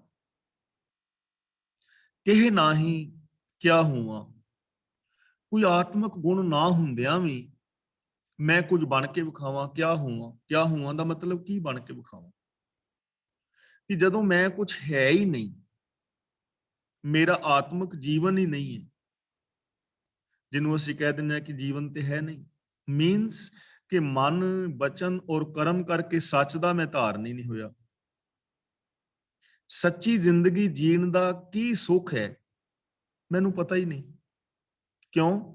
ਕਿਉਂਕਿ ਮੈਂ ਸੱਚੀ ਜ਼ਿੰਦਗੀ ਜੀਵੀ ਨਹੀਂ। ਦਇਆ ਦਾ ਕੀ ਸੁੱਖ ਹੈ ਮੈਨੂੰ ਕੀ ਪਤਾ, ਮੈਂ ਦਇਆ ਕੀਤੀ ਨਹੀਂ। ਪ੍ਰੇਮ ਦੇ ਨਾਲ ਰਿਹਾ ਕੀ ਹੁੰਦਾ ਹੈ, ਪ੍ਰੇਮ ਕੀਤਿਆਂ ਕੀ ਹੁੰਦਾ ਹੈ, ਰੱਬੀ ਪ੍ਰੇਮ ਕੈਸੀ ਜ਼ਿੰਦਗੀ ਹੁੰਦੀ ਹੈ ਮੈਨੂੰ ਕੀ ਪਤਾ, ਕਿਉਂਕਿ ਮੈਂ ਪ੍ਰੇਮ ਕੀਤਾ ਹੀ ਨਹੀਂ। ਜਦ ਮੇਰੀ ਆਤਮਿਕ ਹਸਤੀ ਹੀ ਕੋਈ ਨਹੀਂ, ਆਤਮਿਕ ਪਾਇਆ ਹੀ ਨਹੀਂ, ਤਾਂ ਕਿਆ ਆਖਾਂ ਮੈਂ ਲੋਕਾਂ ਨੂੰ ਕੀ ਉਪਦੇਸ਼ ਦਿਆਂ। ਕਿਹ ਨਾਹੀ, ਜਦੋਂ ਮੈਂ ਕੁਛ ਹੈ ਹੀ ਨਹੀਂ, ਕਿਆ ਹੋਵਾਂ, ਤੇ ਫਿਰ ਮੈਂ ਬਣ ਕੇ ਕੀ ਵਿਖਾਵਾਂ। ਮੈਂ ਬਾਣਾ ਪਾ ਲਵਾਂ ਤੇ ਮੈਂ ਆਪਣੇ ਆਪ ਨੂੰ ਬ੍ਰਹਮ ਗਿਆਨੀ ਅਖਵਾਵਾਂ, ਸੰਤ ਅਖਵਾਵਾਂ, ਹੈ ਨਹੀਂ। ਮੈਂ ਆਪਣੇ ਆਪ ਨੂੰ ਇੰਜੀਨੀਅਰ ਅਖਵਾਵਾਂ, ਹੈ ਨਹੀਂ, ਤੇ ਪੁਲਾਂ ਦਾ ਠੇਕਾ ਲੈ ਲਵਾਂ, ਤੇ ਫਿਰ ਕੀ ਹੋਏਗਾ। ਝੂਠੀ ਡਿਗਰੀ ਬਣਵਾ ਲਵਾਂ ਇੰਜੀਨੀਅਰ ਦੀ ਤੇ ਪੁਲਾਂ ਦਾ ਠੇਕਾ ਲੈ ਲਾਂ ਤੇ ਪੁਲ ਬਣਾਉਣਾ ਸ਼ੁਰੂ ਕਰ ਦਾਂ, ਤੇ ਪੁਲ ਦਾ ਬਣੇਗਾ ਕੀ? ਸਾਡੇ ਪਿੰਡ ਨਾ ਇੱਕ ਮਿਸਤਰੀ ਸੀ, ਵਿਚਾਰੇ ਉਹਦੀ ਡੈਥ ਹੋ ਗਈ। ਤੇ ਮਿਸਤਰੀ ਵੀ ਉਹ ਛੋਟਾ ਜਿਹਾ ਸੀ, ਪਾਵੇ ਬਣਾ ਦੇਣੇ, ਪੀੜੀਆਂ ਵਗੈਰਾ, ਹੋਰ ਛੋਟੇ ਮੋਟੇ ਕੰਮ ਕਰ ਲੈਂਦਾ ਸੀ, ਛੋਟੀ ਮੋਟੀ ਕਿਸੇ ਦੀ ਕੰਧ ਬਣਾ ਦੇਣੀ। ਤੇ ਮਾਤਾ ਸੀ ਕਹਿਣ ਲੱਗੀ ਉਹਨੂੰ, ਹਰਨਾਮ ਸਿੰਘ ਨਾਂ ਸੀ, ਕਹਿਣ ਲੱਗੀ ਹਰਨਾਮ ਸਿੰਘ ਕੋਠਾ ਬਣਾਉਣਾ ਹੈ। ਤੇ ਹਰਨਾਮ ਸਿੰਘ ਨੇ ਕੋਠਾ ਬਣਾਉਣਾ ਸ਼ੁਰੂ ਕਰਤਾ। ਬਣਾਇਆ ਨਾ, ਸੱਚੀ ਗੱਲ ਹੈ, ਦਰੜ ਪਿੰਡ ਦੀ ਗੱਲ ਹੈ, ਕਰਨਾਲ ਦੇ ਵਿੱਚ। ਉਹਨੇ ਬਣਾਇਆ ਮਕਾਨ, ਤੇ ਉਹ ਵਿਚਾਰਾ ਬਣਾਇਆ ਜਿਵੇਂ ਦਾ ਉਹਨੂੰ ਆਉਂਦਾ ਸੀ। ਤੇ ਉਹ ਕੀ ਹੋਇਆ ਕਿ ਉੱਤੇ ਜਾ ਕੇ ਜਿਹੜੀਆਂ ਕੰਧਾਂ ਨੇ ਉਹ ਥੋੜੀਆਂ ਜਿਹੀਆਂ ਚੌੜੀਆਂ ਹੋ ਗਈਆਂ, ਉਹ ਗੁਣੀਏ ਵਿੱਚ ਨਹੀਂ ਰਹੀ ਗੱਲ। ਹੁਣ ਛਤੀਰ ਜਿਹੜਾ ਮੰਗਾਇਆ ਸੀ ਉਹ ਥੋੜਾ ਛੋਟਾ ਰਹਿ ਗਿਆ, ਤੇ ਕੰਧਾਂ ਉੱਤੋਂ ਚੌੜੀਆਂ ਹੋ ਗਈਆਂ। ਤੇ ਹੁਣ ਇਹ ਤੇ ਕਵੇ ਨਾ ਵੀ ਛਤੀਰ ਦੁਬਾਰਾ ਮੰਗਾਵਾਂ, ਮਾਤਾ ਕੋਲ ਵੀ ਬਹੁਤੇ ਪੈਸੇ ਪੂਸੇ ਨਹੀਂ ਸੀ। ਤੇ ਉਹਨੇ ਹਰਨਾਮ ਸਿੰਘ ਨੇ ਉਹਨੇ ਕੀ ਕੀਤਾ, ਮਿਸਤਰੀ ਨੇ ਥੋੜੀਆਂ ਜਿਹੀਆਂ ਇੱਟਾਂ ਵਧਾ ਕੇ ਨਾ ਛਤੀਰ ਦੇ ਥੱਲੇ ਏਦਾਂ ਉਹਨਾਂ ਤੇ ਛਤੀਰ ਰੱਖ ਕੇ ਉੱਤੇ ਛੱਤ ਪਾ ਦਿੱਤੀ। ਤੇ ਹੁਣ ਹਰਨਾਮ ਸਿੰਘ ਨੂੰ ਪਤਾ ਸੀ ਵੀ ਗੜਬੜ ਹੋ ਸਕਦੀ ਹੈ, ਛੱਤ ਵਗੈਰਾ ਪੈ ਗਈ। ਤੇ ਮਾਤਾ ਨੂੰ ਕਹਿੰਦਾ, ਮਾਤਾ ਕੰਮ ਨਿਬੜ ਗਿਆ, ਦਿਹਾੜੀ ਤੇ ਪੈਸੇ।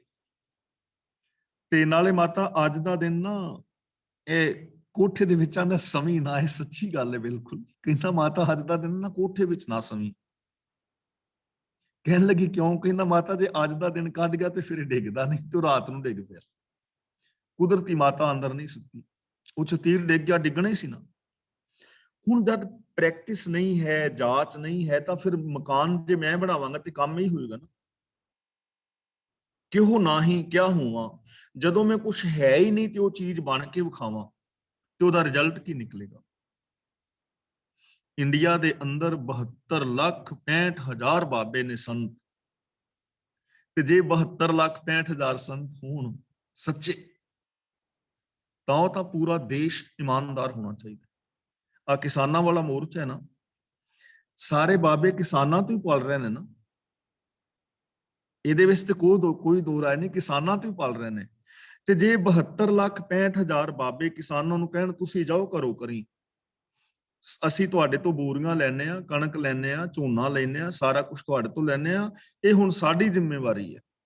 ਤੇ 72,65,000 ਬਾਬੇ ਦਿੱਲੀ ਆਣ ਕੇ ਬਹਿ ਜਾਣ, ਸਾਰੇ ਹਿੰਦੂਆਂ ਦੇ ਵੀ ਸਿੱਖਾਂ ਦੇ ਵੀ, ਤੇ ਸਰਕਾਰ ਕੱਲ ਨੂੰ ਝੁਕ ਜਾਏਗੀ। ਪਰ ਹੁਣ ਤੇ ਤਾਂ ਹੈ ਨਾ, ਕਿਹ ਨਾ ਹੀ ਕਿਆ ਹੁਆ, ਜਦੋਂ ਮੈਂ ਕੁਝ ਹੈ ਹੀ ਨਹੀਂ ਤੇ ਮੈਂ ਬਣ ਕੇ ਕੀ ਖਾਂ। ਤਾਂ ਇੱਥੇ ਸਾਨੂੰ ਦੱਸਿਆ ਜਾ ਰਿਹਾ ਹੈ ਕਿ ਜੋ ਬਨਾਵਟੀ ਜ਼ਿੰਦਗੀ ਹੈ ਉਹਦਾ ਕੋਈ ਲਾਭ ਨਹੀਂ, ਉਹ ਪਾਜ ਉਗੜ ਜਾਣਾ ਹੈ, ਉਹਦੇ ਨਾਲ ਆਤਮਿਕ ਜ਼ਿੰਦਗੀ ਨਹੀਂ ਮਿਲਣੀ। ਉਹ ਚਾਹੇ ਮੈਂ ਹੋਵਾਂ, ਤੁਸੀਂ ਹੋ, ਜਾਂ ਬਾਬੇ ਨੇ, ਜਾਂ ਕੋਈ ਹੋਰ ਰਾਜਨੀਤਿਕ, ਕੋਈ ਵੀ ਗੱਲ ਸਾਰਿਆਂ ਲਈ ਸਾਂਝੀ ਹੈ, ਹਿੰਦੂਆਂ ਲਈ, ਮੁਸਲਮਾਨਾਂ ਲਈ, ਸਿੱਖ ਈਸਾਈਆਂ ਲਈ, ਸਾਰਿਆਂ ਵਾਸਤੇ ਹੈ। ਕੀਤਾ ਕਰਨਾ ਕਹਿਆ ਕਥਨਾ ਭਰਿਆ ਭਰ ਭਰ ਤੂੰ। ਕੀਤਾ ਕਰਨਾ ਦਾ ਮਤਲਬ ਜਿਹੜੇ ਮੇਰੇ ਕੰਮ ਕੀਤੇ ਹੋਏ ਨੇ, ਕੀਤਾ ਕਰਨਾ ਕਿ ਜੋ ਮੈਂ ਪਿੱਛੇ ਕੀਤਾ ਹੈ, ਜੋ ਮੈਂ ਹੁਣ ਕਰ ਰਿਹਾ। ਕਹਿਆ ਕਥਨਾ, ਜੋ ਕੁਛ ਮੈਂ ਪਿੱਛੇ ਕਿਹਾ ਹੈ ਜਾਂ ਹੁਣ ਬੋਲ ਰਿਹਾ, ਜਾਂ ਮੈਂ ਅੱਗੋਂ ਬੋਲਣਾ ਹੈ। ਕੀਤਾ ਕਰਨਾ ਕਹਿਆ ਕਥਨਾ, ਮੇਰਾ ਕੰਮਕਾਰ ਜੋ ਮੈਂ ਕਰਦਾ ਹਾਂ, ਮੇਰਾ ਬੋਲ ਚਾਲ, ਇਹਨਾਂ ਦੇ ਰਾਹੀਂ ਭਰਿਆ ਦਾ ਮਤਲਬ ਮੈਂ ਮੰਦੇ ਸੰਸਕਾਰਾਂ ਦੇ ਨਾਲ ਭਰਿਆ ਹੋਇਆ ਹਾਂ। ਮੇਰੇ ਬੋਲ ਮਾੜੇ, ਬੋਲਾਂ ਵਿੱਚ ਈਰਖਾ ਦਵੇਸ਼, ਮੇਰੀਆਂ ਕਰਤੂਤਾਂ ਮਾੜੀਆਂ, ਮਾਨਸ ਜਾਤ, ਭਰਿਆ ਇਹਨਾਂ ਵਿਕਾਰਾਂ ਦੇ ਨਾਲ ਭਰਿਆ ਹੋਇਆ ਹਾਂ, ਭਰਿਆ ਡਿੱਗਦਾ ਹਾਂ। ਤੇ ਭਰ ਭਰ ਧੂਆਂ ਦਾ ਮਤਲਬ ਕਦੇ ਫਿਰ ਮਨ ਨੂੰ ਧੋਣ ਦਾ ਯਤਨ ਕਰਦਾ ਹਾਂ। ਫਿਰ ਕਰਦਾ ਕੀ ਆ? ਫਿਰ ਤੀਰਥਾਂ ਤੇ ਨਾ ਆਉਣਾ। ਫਿਰ ਮਨ ਨੂੰ ਧੋਣ ਲਈ ਕੀ ਕਰਨਾ? ਫਿਰ ਸਵੇਰੇ ਮੈਡੀਟੇਸ਼ਨ ਕਰ ਲੈਣਾ। ਬਾਬੇ ਨੇ ਆਖਿਆ ਸੀ ਵੀ 10ਵੇਂ ਦੁਆਰ ਚ ਪ੍ਰਾਣ ਚੜਾ ਲਓ। ਐਵੇਂ ਧੋਣ ਦਾ ਯਤਨ ਕਰ ਰਿਹਾ। ਇਹ ਮੇਰੀ ਹਾਲਾਤ ਹੈ, ਮਤਲਬ ਇਹ ਆਮ ਬੰਦੇ ਦੀ ਹਾਲਾਤ ਹੈ। ਮੇਰੀ ਹਾਲਾਤ ਐਸੀ ਹੈ, ਮੇਰੇ ਬੋਲ, ਮੇਰਾ ਵਿਹਾਰ ਵਿਕਾਰਾਂ ਦੇ ਨਾਲ ਮੈਂ ਭਰਿਆ ਪਿਆ। ਔਰ ਭਰਿਆ ਹੋਇਆ ਕਦੇ ਕਦਾਈ ਮੈਂ ਆਪਣੇ ਮਨ ਨੂੰ ਧੋਣ ਦਾ ਯਤਨ ਕਰਨਾ, ਤੇ ਧੋਣ ਵਾਸਤੇ ਫਿਰ ਪੁੱਠੇ ਕੰਮ, ਫਿਰ ਛਪੜੀਆਂ ਛੱਤ। ਆਪ ਨਾ ਬੁੱਝਾਂ ਲੋਕ ਬੁਝਾਈ ਇਹਨੂੰ ਬੁਝਾਈ ਨਹੀਂ ਪੜਨਾ, ਬੁਝਾਈ ਬਿੰਦੀ ਲਗਾ ਕੇ। ਐਸਾ ਆਗੂ ਹੋਵਾਂ, ਆਪ ਨਾ ਬੁੱਝਾਂ। ਹੁਣ ਮੈਨੂੰ ਆਪ ਤੇ ਸਮਝ ਨਹੀਂ ਹੈ, ਆਪ ਤੇ ਮੈਂ ਜੀਵਨ ਦਾ ਸਹੀ ਰਾਸਤਾ ਸਮਝਿਆ ਨਹੀਂ, ਆਪ ਮੈਂ ਜ਼ਿੰਦਗੀ ਵਿੱਚ ਸ਼ਾਂਤ ਹੋਇਆ ਨਹੀਂ, ਚੜ੍ਹਦੀ ਕਲਾ ਆਈ ਨਹੀਂ, ਮੇਰੇ ਅੰਦਰ ਪੋਜ਼ਿਟਿਵਿਟੀ ਨਹੀਂ ਆਈ, ਸਕਾਰਾਤਮਕਤਾ ਨਹੀਂ ਆਈ, ਮੈਂ ਕੋਈ ਆਤਮਿਕ ਵਿਕਾਸ ਨਹੀਂ ਕੀਤਾ, ਮੈਂ ਕੋਈ ਐਸਾ ਕੰਮ ਨਹੀਂ ਕੀਤਾ ਜੋ ਸਮਾਜ ਨੂੰ ਮੈਂ ਦੇਣ ਦਿੱਤੀ ਹੋਵੇ। ਆਪ ਨਾ ਬੁੱਝਾਂ, ਲੋਕ ਬੁਝਾਈ, ਲੋਕਾਂ ਨੂੰ ਮੈਂ ਬੁਝਾ ਰਿਹਾ, ਪ੍ਰਚਾਰ ਕਰ ਰਿਹਾ, ਲੋਕਾਂ ਨੂੰ ਸਿੱਖਿਆ ਦੇ ਰਿਹਾ, ਜ਼ਿੰਦਗੀ ਜੀਣ ਦੀ ਜਾਂਚ ਦੱਸ ਰਿਹਾ। ਐਸਾ ਆਗੂ ਹੋਵਾਂ, ਤਾਂ ਇਸ ਹਾਲਾਤ ਵਿੱਚ ਇਹੋ ਜਿਹਾ ਆਗੂ ਹੀ ਬਣਦਾ ਹੈ। ਐਸਾ ਆਗੂ ਹੋਣ ਦਾ ਮਤਲਬ ਹਾਸੋਹੀਣਾ ਆਗੂ। ਐਸਾ ਆਗੂ ਹਾਸੋਹੀਣਾ, ਕਿ ਜਿਹਦੀ ਆਪਣੀ ਜ਼ਿੰਦਗੀ ਵਿਕਾਰਾਂ ਵਾਲੀ ਹੈ, ਜਿਹਦੇ ਬੋਲ ਚੰਗੇ ਨਹੀਂ, ਜਿਹਦੀ ਸੋਚ ਚੰਗੀ ਨਹੀਂ, ਜੋ ਆਪ ਮਤਲਬ ਕੰਦਮੂਲ ਖਾਂਦਾ ਫਿਰਦਾ ਹੈ, ਜੋਗੀਆਂ ਵਾਲੇ ਕੱਪੜੇ ਪਾਈ ਫਿਰਦਾ ਹੈ, ਵਿਕਾਰਾਂ ਵਾਲੀ ਜ਼ਿੰਦਗੀ ਹੈ, ਆਸਾ ਤ੍ਰਿਸ਼ਨਾ ਮੁੱਕੀ ਨਹੀਂ ਹੈ, ਘਰ ਗ੍ਰਸਤੀ ਛੱਡ ਗਿਆ ਹੈ, ਨਾ ਜੋਗੀ ਰਿਹਾ ਹੈ, ਨਾ ਸੰਨਿਆਸੀ ਰਿਹਾ ਹੈ, ਤੇ ਲੋਕਾਂ ਨੂੰ ਉਪਦੇਸ਼ ਕਰਕੇ ਜ਼ਿੰਦਗੀ ਜੀਣ ਦਾ ਢੰਗ ਦੱਸ ਰਿਹਾ। ਇਹ ਆਗੂ ਹੈ। ਤੇ ਐਸੇ ਆਗੂਆਂ ਦੇ ਮੰਨਣ ਹਾਰੇ ਵੀ ਐਸੇ ਹੁੰਦੇ ਨੇ। ਅਸੀਂ ਕਿਸੇ ਐਸੇ ਬਾਬੇ ਤੋਂ ਸਲਾਹ ਲੈ ਰਹੇ ਹਾਂ, ਬਾਬਾ ਜੀ ਸਾਡੇ ਘਰ ਕਲੇਸ਼ ਬੜਾ ਰਹਿੰਦਾ ਹੈ, ਤੇ ਬਾਬਾ ਤੇ ਆਪ ਕਲੇਸ਼ ਦਾ ਚੱਲਿਆ ਗਿਆ ਹੈ। ਦੇਖੋ, ਮੈਂ ਤੁਹਾਡੇ ਤੋਂ ਸਲਾਹ ਲਵਾਂ ਨਾ ਕਿ ਸਾਡੇ ਘਰ ਪ੍ਰੋਬਲਮ ਹੈ, ਨੂੰਹ ਪੁੱਤਰ ਦੀ ਹੈ, ਧੀ ਜਵਾਈ ਦੀ ਹੈ, ਜਾਂ ਮੇਰੀ ਤੇ ਮੇਰੀ ਘਰ ਵਾਲੀ ਦੀ, ਜਾਂ ਰਿਸ਼ਤੇਦਾਰ ਦੀ, ਕਿਸੇ ਦੀ, ਤੁਸੀਂ ਮੇਰੇ ਸਾਹਮਣੇ ਇਸ ਟਾਈਮ 39-40 ਵੀਰ ਭੈਣਾਂ ਬੈਠੇ ਹੋ, ਤੁਹਾਡੇ ਤੋਂ ਮੈਂ ਸਲਾਹ ਲਵਾਂ ਤਾਂ ਤੁਸੀਂ ਮੈਨੂੰ ਸਹੀ ਸਲਾਹ ਦੇ ਸਕਦੇ ਹੋ। ਉਹਦਾ ਰੀਜ਼ਨ ਹੈ ਕਿ ਤੁਸੀਂ ਘਰੋਂ ਸਾਰਿਆਂ ਨੇ ਧੀਆਂ ਤੋਰੀਆਂ ਨੇ, ਨੂੰਹਾਂ ਘਰ ਲਿਆਂਦੀਆਂ ਨੇ, ਪਤੀ ਪਤਨੀ ਤੁਸੀਂ ਹੈਗੇ ਹੋ, ਤੁਹਾਨੂੰ ਪਤਾ ਹੈ ਕਿ ਧੀ ਦਾ ਦੁੱਖ ਕੀ ਹੁੰਦਾ ਹੈ, ਨੂੰਹ ਦਾ ਕੀ ਹੁੰਦਾ ਹੈ, ਪੁੱਤਰ ਦਾ ਕੀ ਹੁੰਦਾ ਹੈ, ਪੁੱਤਰੀਆਂ ਪੋਤਰੇ ਨੇ, ਪਤੀ ਪਤਨੀ ਦੀ ਗੜਬੜ ਕਿਵੇਂ ਹੁੰਦੀ ਹੈ, ਉਹਨਾਂ ਨੂੰ ਕਿਵੇਂ ਹੋਲਡ ਕਰੀਦਾ ਸਮੱਸਿਆ ਨੂੰ, ਤੁਸੀਂ ਮੈਨੂੰ ਸਹੀ ਸਲਾਹ ਦੇ ਸਕਦੇ ਹੋ। ਜੇ ਤੁਹਾਡੇ ਘਰ ਵਿੱਚ ਕੋਈ ਪ੍ਰੋਬਲਮ ਹੈ ਨਾ, ਮੇਰੇ ਤੋਂ ਤੁਸੀਂ ਸਲਾਹ ਲਓ ਤਾਂ ਮੈਂ ਤੁਹਾਨੂੰ ਸਹੀ ਸਲਾਹ ਦੇ ਸਕਦਾ, ਉਮੀਦ ਹੈ, ਕਿਉਂਕਿ ਮੇਰੀਆਂ ਵੀ ਪ੍ਰੋਬਲਮ ਨਾ, ਘਰੋਂ ਧੀ ਤੋਰੀ ਹੈ, ਨੂੰਹ ਲਿਆਂਦੀ ਹੈ, ਪਤੀ ਪਤਨੀਆਂ ਰਿਸ਼ਤੇਦਾਰਾਂ ਨਾਲ ਮਿਲਦੇ ਵਰਤਦੇ ਹਾਂ, ਅਸੀਂ ਇੱਕ ਦੂਜੇ ਨੂੰ ਸਹੀ ਸਲਾਹ ਦੇ ਸਕਦੇ ਹਾਂ, ਕਿਉਂਕਿ ਸਾਨੂੰ ਪ੍ਰੋਬਲਮ ਦਾ ਪਤਾ ਹੈ, ਅਸੀਂ ਇਹਨਾਂ ਜ਼ਿੰਮੇਵਾਰੀਆਂ ਨੂੰ ਨਿਭਾ ਰਹੇ ਹਾਂ, ਹੰਢਾ ਰਹੇ ਹਾਂ। ਹੁਣ ਜਿਹੜੇ ਬਾਬੇ ਨੇ ਘਰੋਂ ਧੀ ਤੋਰੀ ਨਹੀਂ, ਤੇ ਜਿੰਨੇ ਘਰ ਨੂੰ ਲਿਆਂਦੀ ਨਹੀਂ, ਉਹਨੂੰ ਪਤਾ ਹੀ ਨਹੀਂ। ਹੁਣ ਉਹਨੂੰ ਕੀ ਪਤਾ ਹੈ ਕਿ ਪਤੀ ਪਤਨੀ ਦਾ ਕਲੇਸ਼ ਕੀ ਹੁੰਦਾ? ਜਿਹਨੂੰ ਪਤਾ ਹੀ ਨਹੀਂ, ਉਹ ਸਾਨੂੰ ਸਲਾਹ ਕੀ ਦੇਵੇਗਾ? ਉਹ ਐਸੀ ਪੁੱਠੀ ਸਲਾਹ ਦੇਗਾ ਕਿ ਤੁਹਾਡਾ ਘਰ ਬਰਬਾਦ ਵੀ ਹੋ ਸਕਦਾ ਹੈ। ਨੀਮ ਹਕੀਮ ਖਤਰਾ ਹੈ ਜਾਨ। ਤਾਂ ਗੁਰੂ ਜੀ ਕਹਿੰਦੇ ਨੇ, ਆਪ ਨਾ ਬੁੱਝਾਂ ਲੋਕ ਬੁਝਾਈ, ਐਸਾ ਆਗੂ ਹੋਵਾਂ ਜਿਸ ਨੂੰ ਆਪ ਆਤਮਿਕ ਜੀਵਨ ਦੀ ਸੂਝ ਨਹੀਂ, ਲੋਕਾਂ ਨੂੰ ਉਹ ਸਿੱਖਿਆ ਦੇ ਰਿਹਾ ਹੈ, ਐਸਾ ਮੈਂ ਆਗੂ ਹਾਂ, ਐਸਾ ਮੈਂ ਹਾਸੋਹੀਣਾ ਆਗੂ। ਅੱਗੇ ਹੁਣ ਦੱਸਦੇ ਨੇ ਨਾਨਕ, ਇੱਥੇ ਰੁਕ ਜਾਣਾ ਹੈ। ਅੰਧਾ ਹੋਏ ਕਹਿ ਦੱਸੇ ਰਾਹੈ, ਰਾਹੇ ਨਹੀਂ ਪੜਨਾ, ਰਾਹੈ। ਨਾਨਕ ਅੰਧਾ ਹੋਏ ਕਹਿ ਦੱਸੇ ਰਾਹੈ, ਕਿ हे ਨਾਨਕ, ਜੋ ਮਨੁੱਖ ਆਪ ਅੰਨਾ ਹੈ ਤੇ ਲੋਕਾਂ ਨੂੰ ਰਾਹ ਦੱਸ ਰਿਹਾ ਹੈ। ਹੁਣ ਜਿਹੜਾ ਬੰਦਾ ਅੰਨਾ ਹੋਏ, ਬਾਜ਼ਾਰ ਦੇ ਵਿੱਚ ਵਿਚਾਰਾ ਅੰਨਾ ਤੁਰਿਆ ਫਿਰਦਾ ਹੋਵੇ, ਜਿਹਦੀਆਂ ਅੱਖਾਂ ਨਹੀਂ ਹਨ, ਤੇ ਉਹਦੇ ਤੋਂ ਜੇ ਤੁਸੀਂ ਰਾਹ ਪੁੱਛੋ ਤਾਂ ਸਚਾਈ ਤਾਂ ਇਹ ਹੈ ਕਿ ਉਹਨੂੰ ਕਹਿ ਦੇਣਾ ਚਾਹੀਦਾ ਕਿ ਮੈਨੂੰ ਰਾਹ ਦਾ ਪਤਾ ਨਹੀਂ, ਕਿਉਂਕਿ ਮੈਨੂੰ ਕਿਹੜਾ ਦਿਸਦਾ ਹੈ। ਪਹਿਲੀ ਗਲਤੀ ਉਹਦੀ, ਜਿਹੜਾ ਅੰਨੇ ਬੰਦੇ ਤੋਂ ਰਾਹ ਪੁੱਛ ਰਿਹਾ ਹੈ, ਉਹਨੂੰ ਪੁੱਛਣਾ ਹੀ ਨਹੀਂ ਚਾਹੀਦਾ, ਕਿਉਂਕਿ ਉਹਨੂੰ ਵਿਚਾਰੇ ਨੂੰ ਦਿਸਦਾ ਨਹੀਂ। ਤੇ ਦੂਜੀ ਗਲਤੀ ਉਸ ਅੰਨੇ ਦੀ, ਜਿਹਨੂੰ ਰਾਹ ਦਾ ਪਤਾ ਹੀ ਨਹੀਂ, ਦਿਸਦਾ ਨਹੀਂ, ਤੇ ਉਹ ਰਾਹ ਦੱਸਣ ਬੈਠਾ ਹੈ। ਤੇ ਜੋ ਰਾਹ ਦੱਸੇਗਾ ਤੇ ਫਿਰ ਕੀ ਹੋਏਗਾ? ਸਭ ਸਮੂਹਾਏ ਸਾਥ ਹੈ, ਆਪਣੇ ਸਾਰੇ ਸਾਥ ਨੂੰ ਵੀ ਉਹ ਡੋਬ ਦੇਵੇਗਾ, ਠਗਾ ਦੇਵੇਗਾ। ਇੱਥੇ ਨਾ ਇੱਕ ਬਾਬਾ ਜੀ ਸਨ, ਤੇ ਉਹਦੀਆਂ ਅੱਖਾਂ ਹੈ ਨਹੀਂ, ਜਮਾਂਦਰੂ ਅੰਨਾ ਨੇ, ਤੇ ਬਾਬਾ ਹੈ, ਤੇ ਮੈਂ ਆਪ ਉੱਥੇ ਕੋਲ ਸੀ ਉਸ ਵਕਤ। ਪਤੀ ਪਤਨੀ ਦੋ ਆਏ, ਕਹਿਣ ਲੱਗੇ, ਬਾਬਾ ਜੀ ਅਸੀਂ ਕਾਰ ਲੈਣੀ ਹੈ, ਤੇ ਕਾਰ ਅਸੀਂ ਕਿਹੜੇ ਰੰਗ ਦੀ ਲਈਏ? ਨੀਲੇ ਰੰਗ ਦੀ ਲੈ ਲਿਓ। ਨਾ ਨਾ ਨਾ ਨਾ ਨਾ, ਨੀਲੇ ਰੰਗ ਦੀ ਨਾ ਲਿਓ, ਉਹਦੀ ਸ਼ਾਈਨਿੰਗ ਠੀਕ ਨਹੀਂ ਹੁੰਦੀ, ਤੁਸੀਂ ਨਾ ਹਰੇ ਰੰਗ ਦੀ ਲਿਓ। ਹੁਣ ਜਿਸ ਬੰਦੇ ਨੇ ਰੰਗ ਵੇਖੇ ਹੀ ਨਹੀਂ, ਜਮਾਂਦਰੂ ਅੰਨਾ ਹੈ, ਜਿਹਨੂੰ ਪਤਾ ਹੀ ਨਹੀਂ ਕਿ ਹਰਾ ਰੰਗ ਕਿਹੋ ਜਿਹਾ ਹੁੰਦਾ ਹੈ, ਪੀਲਾ ਨਾਮ ਸੁਣੇ ਨੇ, ਵੇਖੇ ਨਹੀਂ, ਉਹ ਗਾਈਡੈਂਸ ਦੇ ਰਿਹਾ ਹੈ। ਤੇ ਉਹ ਦੇਖੋ ਉਹਨਾਂ ਦੀ ਤੁਸੀਂ ਕਿੰਨੀ ਕੁ ਸਮਝੋਗੇ ਜੋ ਅੰਨੇ ਬੰਦੇ ਤੋਂ ਪੁੱਛ ਰਹੇ ਨੇ ਵੀ ਕਿਹੜੇ ਰੰਗ ਦੀ ਕਾਰ ਲਈ, ਤੇ ਉਸ ਅੰਧੇ ਬੰਦੇ ਨੂੰ ਕੀ ਸਮਝੋਗੇ ਜਿਨਨੇ ਸ਼ੁਰੂ ਤੋਂ ਰੰਗ, ਹਾਂ ਪਹਿਲੋਂ ਰੰਗ ਵੇਖੇ ਹੋਣ, ਰੰਗਾਂ ਬਾਰੇ ਪਤਾ ਹੋਏ, ਬਾਅਦ ਵਿੱਚ ਅੰਨਾ ਹੋਇਆ ਹੋਏ, ਉਹ ਤੇ ਬੰਦਾ ਦੱਸ ਸਕਦਾ, ਪਰ ਜਿਹੜਾ ਹੈ ਹੀ ਜਮਾਂਦਰੂ ਅੰਨਾ। ਤਾਂ ਗੁਰੂ ਜੀ ਕਹਿੰਦੇ ਨੇ ਨਾਨਕ ਅੰਧਾ ਹੋਏ ਕਹਿ ਦੱਸੇ ਰਾਹੈ ਸਬਸ ਮੁਹਾਏ ਸਤ ਹੈ। ਜੋ ਮਨੁੱਖ ਆਪ ਅੰਨਾ ਹੈ, ਹੋਰਨਾਂ ਨੂੰ ਰਾਹ ਦੱਸਦਾ ਹੈ, ਉਹ ਸਾਰੇ ਸਾਥ ਨੂੰ ਵੀ ਲੁਟਾ ਦਿੰਦਾ ਹੈ, ਆਤਮਿਕ ਜੀਵਨ ਬਰਬਾਦ ਕਰ ਦਿੰਦਾ ਹੈ। ਉਹ ਚਾਹੇ ਕੋਈ ਪਰਿਵਾਰ ਦਾ ਮੁਖੀਆ ਹੈ, ਕੋਈ ਧਰਮ ਦਾ ਮੁਖੀਆ ਹੈ, ਜਾਂ ਰਾਜਨੀਤੀ ਦਾ ਮੁਖੀਆ ਹੈ, ਕੋਈ ਵੀ। ਅੱਗੇ ਗਿਆ ਮੂੰਹੇ ਮੂੰਹ ਪਾਹੇ ਸੋ ਐਸਾ ਆਗੂ ਜਾਪ। ਮੂੰਹੇ ਮੂੰਹ ਪਾਹੇ ਦਾ ਮਤਲਬ ਮੂੰਹ ਤੇ ਪੈਂਦੀਆਂ ਨੇ। ਅਸੀਂ ਕਹਿੰਦੇ ਨੇ ਵੀ ਅੱਜ ਨੂੰ ਬੜੀਆਂ ਪਈਆਂ, ਇੱਕ ਤਾਂ ਹੁੰਦਾ ਹੈ ਚਪੇੜਾਂ ਪਈਆਂ, ਜੁੱਤੀਆਂ ਪਈਆਂ, ਡੰਡੇ ਪਏ, ਡਾਂਗਾਂ ਪਈਆਂ। ਮੂੰਹੇ ਮੂੰਹ ਪਾਏ ਦਾ ਮਤਲਬ ਨਮੋਸ਼ੀ ਦਾ ਮੂੰਹ ਵੇਖਣਾ, ਉਹਨੂੰ ਇਨਸਲਟ ਕਰਾਣੀ ਪੈਂਦੀ, ਉਹਦੀ ਬੇਇੱਜ਼ਤੀ ਹੁੰਦੀ ਹੈ। ਅੱਗੇ ਗਿਆ ਦਾ ਮਤਲਬ ਜਦੋਂ ਉਹਦੇ ਕੰਮਾਂ ਦਾ ਰਿਜ਼ਲਟ ਨਿਕਲਦਾ ਹੈ ਤੇ ਜਿਹੜਾ ਐਸਾ ਆਗੂ ਹੈ ਪ੍ਰਗਟ ਹੋ ਜਾਂਦਾ ਹੈ, ਉਹਦਾ ਅਸਲ ਰੂਪ ਉਗੜਦਾ ਹੈ, ਤਾਂ ਫਿਰ ਉਹਦੀ ਜਿਹੜੀ ਹੈ ਬਦਨਾਮੀ ਹੁੰਦੀ। ਇੱਕ ਤਾਂ ਪਾਰਟੀ ਹਾਰ ਜਾਏਗੀ, ਦੂਜੇ ਨੰਬਰ ਤੇ ਜੇ ਪਾਰਟੀ ਨੂੰ ਜਿਤਾ ਵੀ ਗਿਆ ਤੇ ਆਉਣ ਵਾਲੇ ਟਾਈਮ ਦੇ ਅੰਦਰ ਜੋ ਰਿਜ਼ਲਟ ਨਿਕਲੇਗਾ ਉਹ ਬੜਾ ਗਲਤ ਨਿਕਲੇਗਾ। ਜਿਵੇਂ ਹੁਣ ਅਸੀਂ ਅੱਜ ਦੀ ਆਪਣੀ ਸਰਕਾਰ ਨੂੰ ਵੇਖੀ ਤੇ ਜੀਡੀਪੀ ਕਿੱਥੇ ਲੈ ਗਏ ਨੇ, ਕੀ ਹਾਲਾਤ ਹੋ ਗਈ ਹੈ ਨਾ, ਵੇਚੀ ਜਾ ਰਹੇ ਨੇ ਹਰ ਸ਼ੈ, ਜਾਂ ਜੋ ਵੀ ਜਿਸ ਤਰ੍ਹਾਂ ਵੀ। ਤਾਂ ਕੋਈ ਵੀ ਆਗੂ ਜਿਹੜਾ ਹੈ, ਚਾਹੇ ਉਹ ਰਾਜਨੀਤਿਕ ਹੈ ਜਾਂ ਧਾਰਮਿਕ ਆਗੂ ਹੈ ਜਾਂ ਕਿਸੇ ਪਰਿਵਾਰ ਦਾ ਕੋਈ ਆਗੂ ਹੈ, ਤਾਂ ਉਹ ਆਗੂ ਜਿਹੜਾ ਹੈ ਉਹ ਬਦਨਾਮੀ ਖੱਟੇਗਾ, ਕਿਉਂਕਿ ਉਹ ਸਾਥ ਨੂੰ ਵੀ ਨਿਭਾ ਦੇਵੇਗਾ, ਡੋਬ ਦੇਵੇਗਾ। ਇਸ ਲਈ ਗੁਰੂ ਜੀ ਸਾਨੂੰ ਸੁਚੇਤ ਕਰ ਰਹੇ ਨੇ ਕਿ ਐਸੇ ਆਗੂਆਂ ਤੋਂ ਬਚੋ।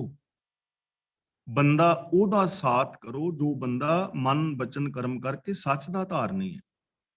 ਇਸ ਲਈ ਗੁਰੂ ਦੀ ਪਾਵਨ ਬਾਣੀ ਆਪ ਪੜੋ, ਗੁਰਬਾਣੀ ਦੇ ਅਰਥ ਭਾਵਾਂ ਨੂੰ ਆਪ ਵਿਚਾਰੋ, ਗੁਰਬਾਣੀ ਮੁਤਾਬਕ ਜ਼ਿੰਦਗੀ ਜੀਓ। ਸਤਿਗੁਰ ਕੀ ਬਾਣੀ ਸਤ ਸਰੂਪ ਹੈ, ਗੁਰਬਾਣੀ ਬਣੀ ਹੈ, ਗੁਰਬਾਣੀ ਵਰਗੇ ਬਣੋ। ਔਰ ਜੋ ਗੁਰਬਾਣੀ ਅਨੁਸਾਰ ਜ਼ਿੰਦਗੀ ਜੀ ਰਿਹਾ ਹੈ, ਐਸੇ ਲੋਕਾਂ ਦਾ ਸਾਥ ਕਰੋ, ਐਸੇ ਆਗੂ ਨੂੰ ਮੰਨਣ ਦਾ ਯਤਨ ਕਰੋ। ਮਾਹਾ ਰੁੱਤੀ ਸਭ ਤੂੰ ਘੜੀ ਮੂਰਤ ਵਿਚਾਰਾ। ਤਾਂ ਘੜੀ ਦਾ ਮਤਲਬ ਘੜੀਆਂ ਵਿੱਚ, ਮਾਹਾ ਰੁੱਤੀ ਸਭ ਤੂੰ ਘੜੀ, ਮੂਰਤ ਦਾ ਮਤਲਬ ਹੁੰਦਾ ਹੈ ਮਹੂਰਤ। ਮੂਰਤ ਸ਼ਬਦ ਗੁਰਬਾਣੀ ਦੇ ਅੰਦਰ ਕਰੀਬ 5 ਅਰਥਾਂ ਦੇ ਵਿੱਚ ਮਿਲਦਾ ਹੈ। ਜਿਵੇਂ ਅਕਾਲ ਮੂਰਤ, ਤਾਂ ਇੱਥੇ ਮੂਰਤ ਦਾ ਅਰਥ ਹੈਗਾ ਹਸਤੀ। ਜਿਵੇਂ ਮਹਾ ਦਿਵਸ ਮੂਰਤ ਭਲੇ, ਉੱਥੇ ਮੂਰਤ ਦਾ ਅਰਥ ਹੈਗਾ ਮਹੂਰਤ। ਪਾਖਣ ਗੱਡ ਕੇ ਮੂਰਤ ਕੀਨੀ, ਉੱਥੇ ਮੂਰਤ ਦਾ ਮਤਲਬ ਪੱਥਰ ਦੀ ਮੂਰਤੀ। ਨਾਨਕ ਮੂਰਤ ਚਿੱਤਰ ਜਿਉ, ਉੱਥੇ ਮੂਰਤ ਦਾ ਮਤਲਬ ਕਾਗਜ਼ ਦੀ ਤਸਵੀਰ। ਤੇ ਗੁਰ ਕੀ ਮੂਰਤ ਮਨ ਮੈਂ ਧਿਆਨ, ਉੱਥੇ ਮੂਰਤ ਦਾ ਮਤਲਬ ਹੈ ਗੁਰੂ ਦੀ ਸਿੱਖਿਆ। ਕਈ ਲੋਕ ਉਹਦਾ ਅਰਥ ਕਰਦੇ ਨੇ ਕਿ ਗੁਰੂ ਦੀ ਮੂਰਤੀ ਦਾ ਧਿਆਨ ਧਰੋ, ਨਾ, ਮੂਰਤ ਦਾ ਮਤਲਬ ਸਿੱਖਿਆ। ਤੇ ਭਾਈ ਗੁਰਦਾਸ ਜੀ ਵੀ ਇਹ ਸ਼ਬਦ ਵਰਤਦੇ ਨੇ, ਗੁਰ ਮੂਰਤ ਗੁਰ ਸ਼ਬਦ ਹੈ, ਉੱਥੇ ਮੂਰਤ ਦਾ ਮਤਲਬ ਹੈ ਅਸਲ ਸਰੂਪ। ਤਾਂ ਇੱਥੇ ਮੂਰਤ ਦਾ ਮਤਲਬ ਮਹੂਰਤ, 2 ਘੜੀਆਂ। ਤਾਂ ਸਾਰੇ ਮਹੀਨਿਆਂ, ਰੁੱਤਾਂ, ਘੜੀਆਂ, ਮਹੂਰਤਾਂ ਵਿੱਚ ਤੈਨੂੰ ਸਿਮਰਿਆ ਜਾ ਸਕਦਾ ਹੈ, ਤੈਨੂੰ ਯਾਦ ਕੀਤਾ ਜਾ ਸਕਦਾ ਹੈ। ਕੋਈ ਥਿੱਤ, ਕੋਈ ਵਾਰ, ਕੋਈ ਰੁੱਤ, ਕੋਈ ਮਹੂਰਤ, ਕੋਈ ਘੜੀ ਮਾੜੀ ਨਹੀਂ ਹੁੰਦੀ। ਸਾਏ ਕਢਾਉਣ ਦੀ ਲੋੜ ਨਹੀਂ ਕਿ ਮੈਂ ਕਦੋਂ ਰੱਬ ਦੇ ਗੁਣਾਂ ਦੇ ਨਾਲ ਜੁੜਾਂ। ਹਰ ਸਮਾਂ ਸੁਹਾਵਣਾ ਹੈ ਜੇ ਉਹਨੂੰ ਅਸੀਂ ਸੱਚ ਦੇ ਨਾਲ ਮਿਲ ਕੇ ਬਿਤਾਉਂਦੇ ਹਾਂ। ਚੰਗੇ ਕੰਮ ਕਰਨ ਲਈ ਕੋਈ ਵੀ ਸਮਾਂ ਮਾੜਾ ਨਹੀਂ ਹੁੰਦਾ, ਤੇ ਮਾੜੇ ਕੰਮ ਕਰਨ ਵਾਸਤੇ ਕੋਈ ਵੀ ਸਮਾਂ ਚੰਗਾ ਨਹੀਂ ਹੁੰਦਾ। ਅਗਲਾ ਬਚਨ ਕਰਦੇ ਨੇ, ਤੂੰ ਗਣਤੈ ਕਿਨੈ ਨਾ ਪਾਇਓ, ਸੱਚੇ ਅਲਖ ਅਪਾਰਾ। ਗਣਤੇ ਦਾ ਮਤਲਬ ਗਿਣਤੀਆਂ ਦੇ ਨਾਲ, ਲੇਖੇ ਕਰਕੇ। ਲੋਕੀ ਜੋਤਸ਼ੀਆਂ ਕੋਲ ਜਾਂਦੇ ਨੇ ਨਾ, ਕਿਹੜਾ ਵਾਰ ਚੰਗਾ ਹੈ, ਕਿਹੜਾ ਵਾਰ ਮਾੜਾ ਹੈ, ਕਿਹੜੀ ਥਿੱਤ ਚੰਗੀ ਹੈ। ਲੋਕ ਲਗਨ ਕਢਾਉਂਦੇ ਨੇ, ਕੁੰਡਲੀਆਂ ਮਿਲਾਉਂਦੇ ਨੇ, ਮੁੰਡੇ ਕੁੜੀ ਦੀ ਕੁੰਡਲ ਨਹੀਂ ਮਿਲਾਉਂਦੇ ਨੇ। ਤੇ ਮੈਂ ਤੇ ਕਹਿੰਦਾ ਜੇ ਕੁੰਡਲ ਨਹੀਂ ਮਿਲਾਣੀ ਨਾ, ਕੁੰਡਲ ਨਹੀਂ ਕੰਡਲ ਨਹੀਂ ਹੁੰਦੀ, ਕੁਛ ਨਹੀਂ, ਮੁੰਡੇ ਕੁੜੀ ਦੀ ਬਜਾਏ ਨਾ ਨੂੰਹ ਸੱਸ ਦੀ ਮਿਲਾ ਲਵੇ ਬੰਦਾ, ਜ਼ਿਆਦਾ ਠੀਕ ਹੈ। ਕਿਉਂਕਿ ਬਣਦੀ ਤੇ ਇਹਨਾਂ ਦੀ ਨਹੀਂ ਆਪਸ ਚ। ਤਾਂ ਕਹਿਣ ਤੋਂ ਮੁਰਾਦ ਕਿ ਇਹ ਜਿਹੜੇ ਕੁੰਡਲੀਆਂ ਮਿਲਾਉਂਦੇ ਫਿਰਦੇ ਨੇ, ਹੱਥ ਵੇਂਦੇ ਨੇ, ਕਿਸਮਤ ਵੇਖਦੇ ਨੇ, ਇਹਨਾਂ ਚੀਜ਼ਾਂ ਦੇ ਨਾਲ ਕਦੇ ਕਿਸੇ ਨੂੰ ਨਹੀਂ ਪਾਇਆ। ਦੇਖੋ ਇਹ ਚੀਜ਼ਾਂ ਸਮਝਣ ਵਾਲੀਆਂ ਨੇ।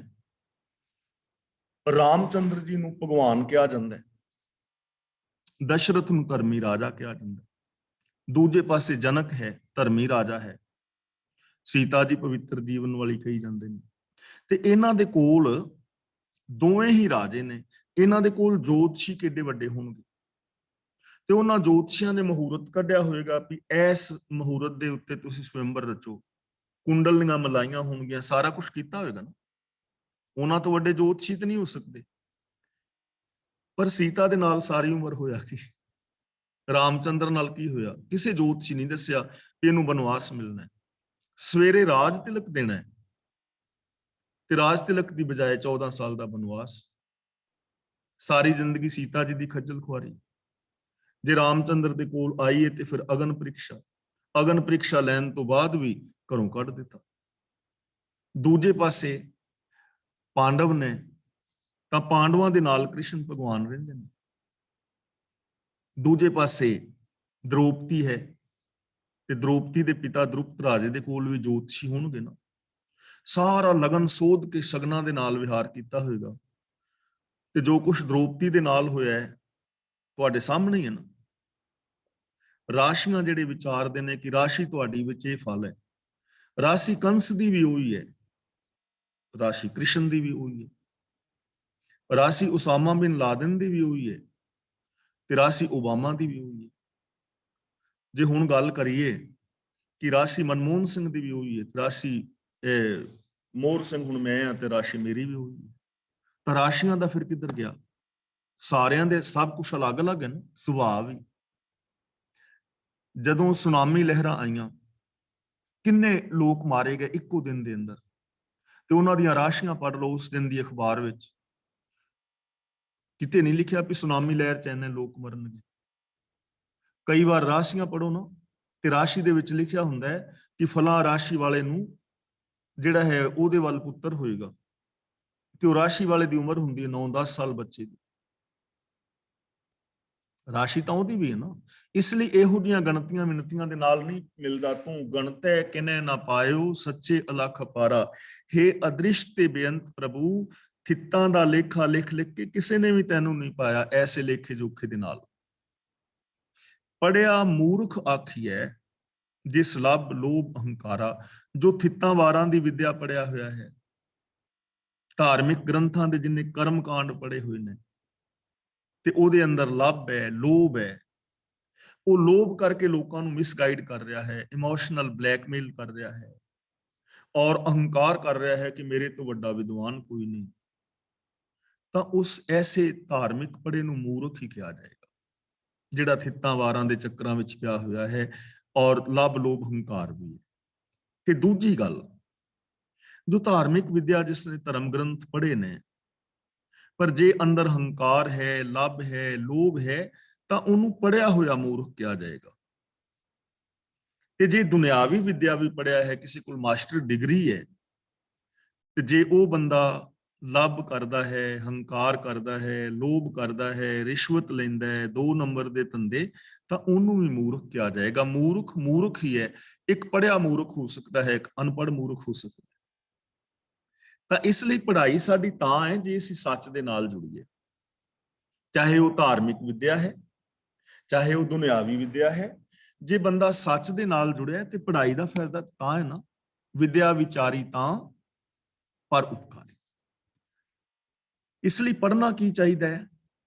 ਕਰਮਕਾਂਡ ਨਹੀਂ, ਥਿੱਤਵਾਰ ਨਹੀਂ, ਨਾਉ ਪੜ੍ਹੀਐ, ਨਾਉ ਬੁੱਝੀਐ, ਗੁਰਮਤੀ ਵਿਚਾਰਾ। ਕਿਸੇ ਥਿੱਤ ਮਹੂਰਤ ਦੇ ਭਰਮ ਦੀ ਲੋੜ ਨਹੀਂ ਕਿ ਕਿਹੜਾ ਵਾਰ ਸਫਲਾ ਹੈ ਤੇ ਕਿਹੜਾ ਵਾਰ ਮਾੜਾ ਹੈ। ਵਸਤੂ ਸ਼ਾਸਤਰ ਵਾਲੇ ਨੇ ਨਾ, ਵਾਸਤੂ ਸ਼ਾਸਤਰ ਵਾਲੇ, ਵੀ ਘਰ ਦਾ ਮੂੰਹ ਇੰਜ ਨੂੰ ਕਰੋ, ਘਰ ਦੇ ਵਿੱਚ ਇਸ ਜਗ੍ਹਾ ਤੇ ਲੋਹਾ ਰੱਖੋ, ਇੱਥੇ ਪਿੱਤਲ ਰੱਖੋ, ਇਹ ਗਮਲਾ ਇੱਧਰ ਕਰੋ। ਵਾਸਤੂ ਸ਼ਾਸਤਰ ਵਾਲੇ।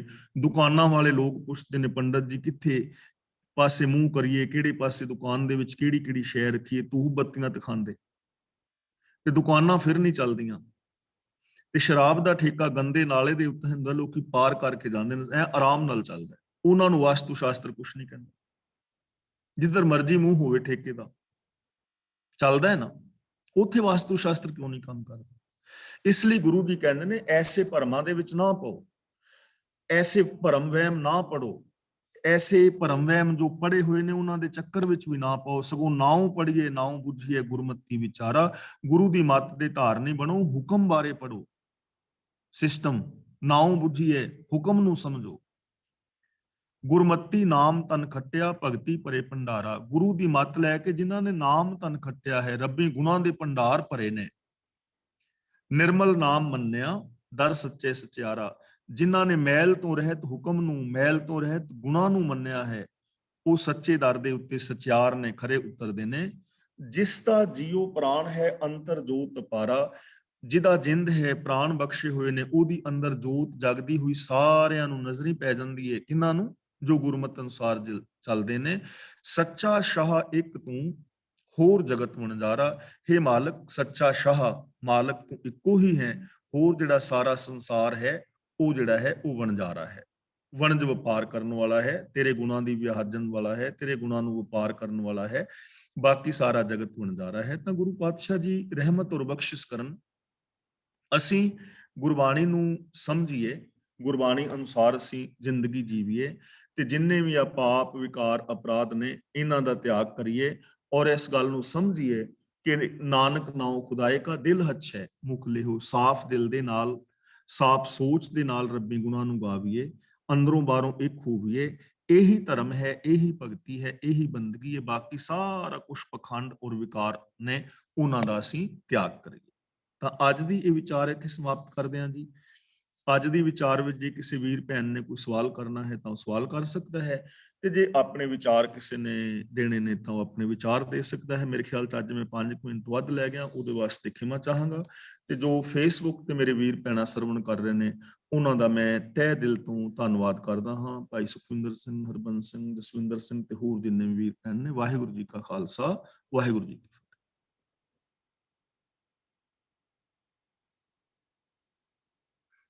ਵਾਹਿਗੁਰੂ ਜੀ ਕਾ ਖਾਲਸਾ,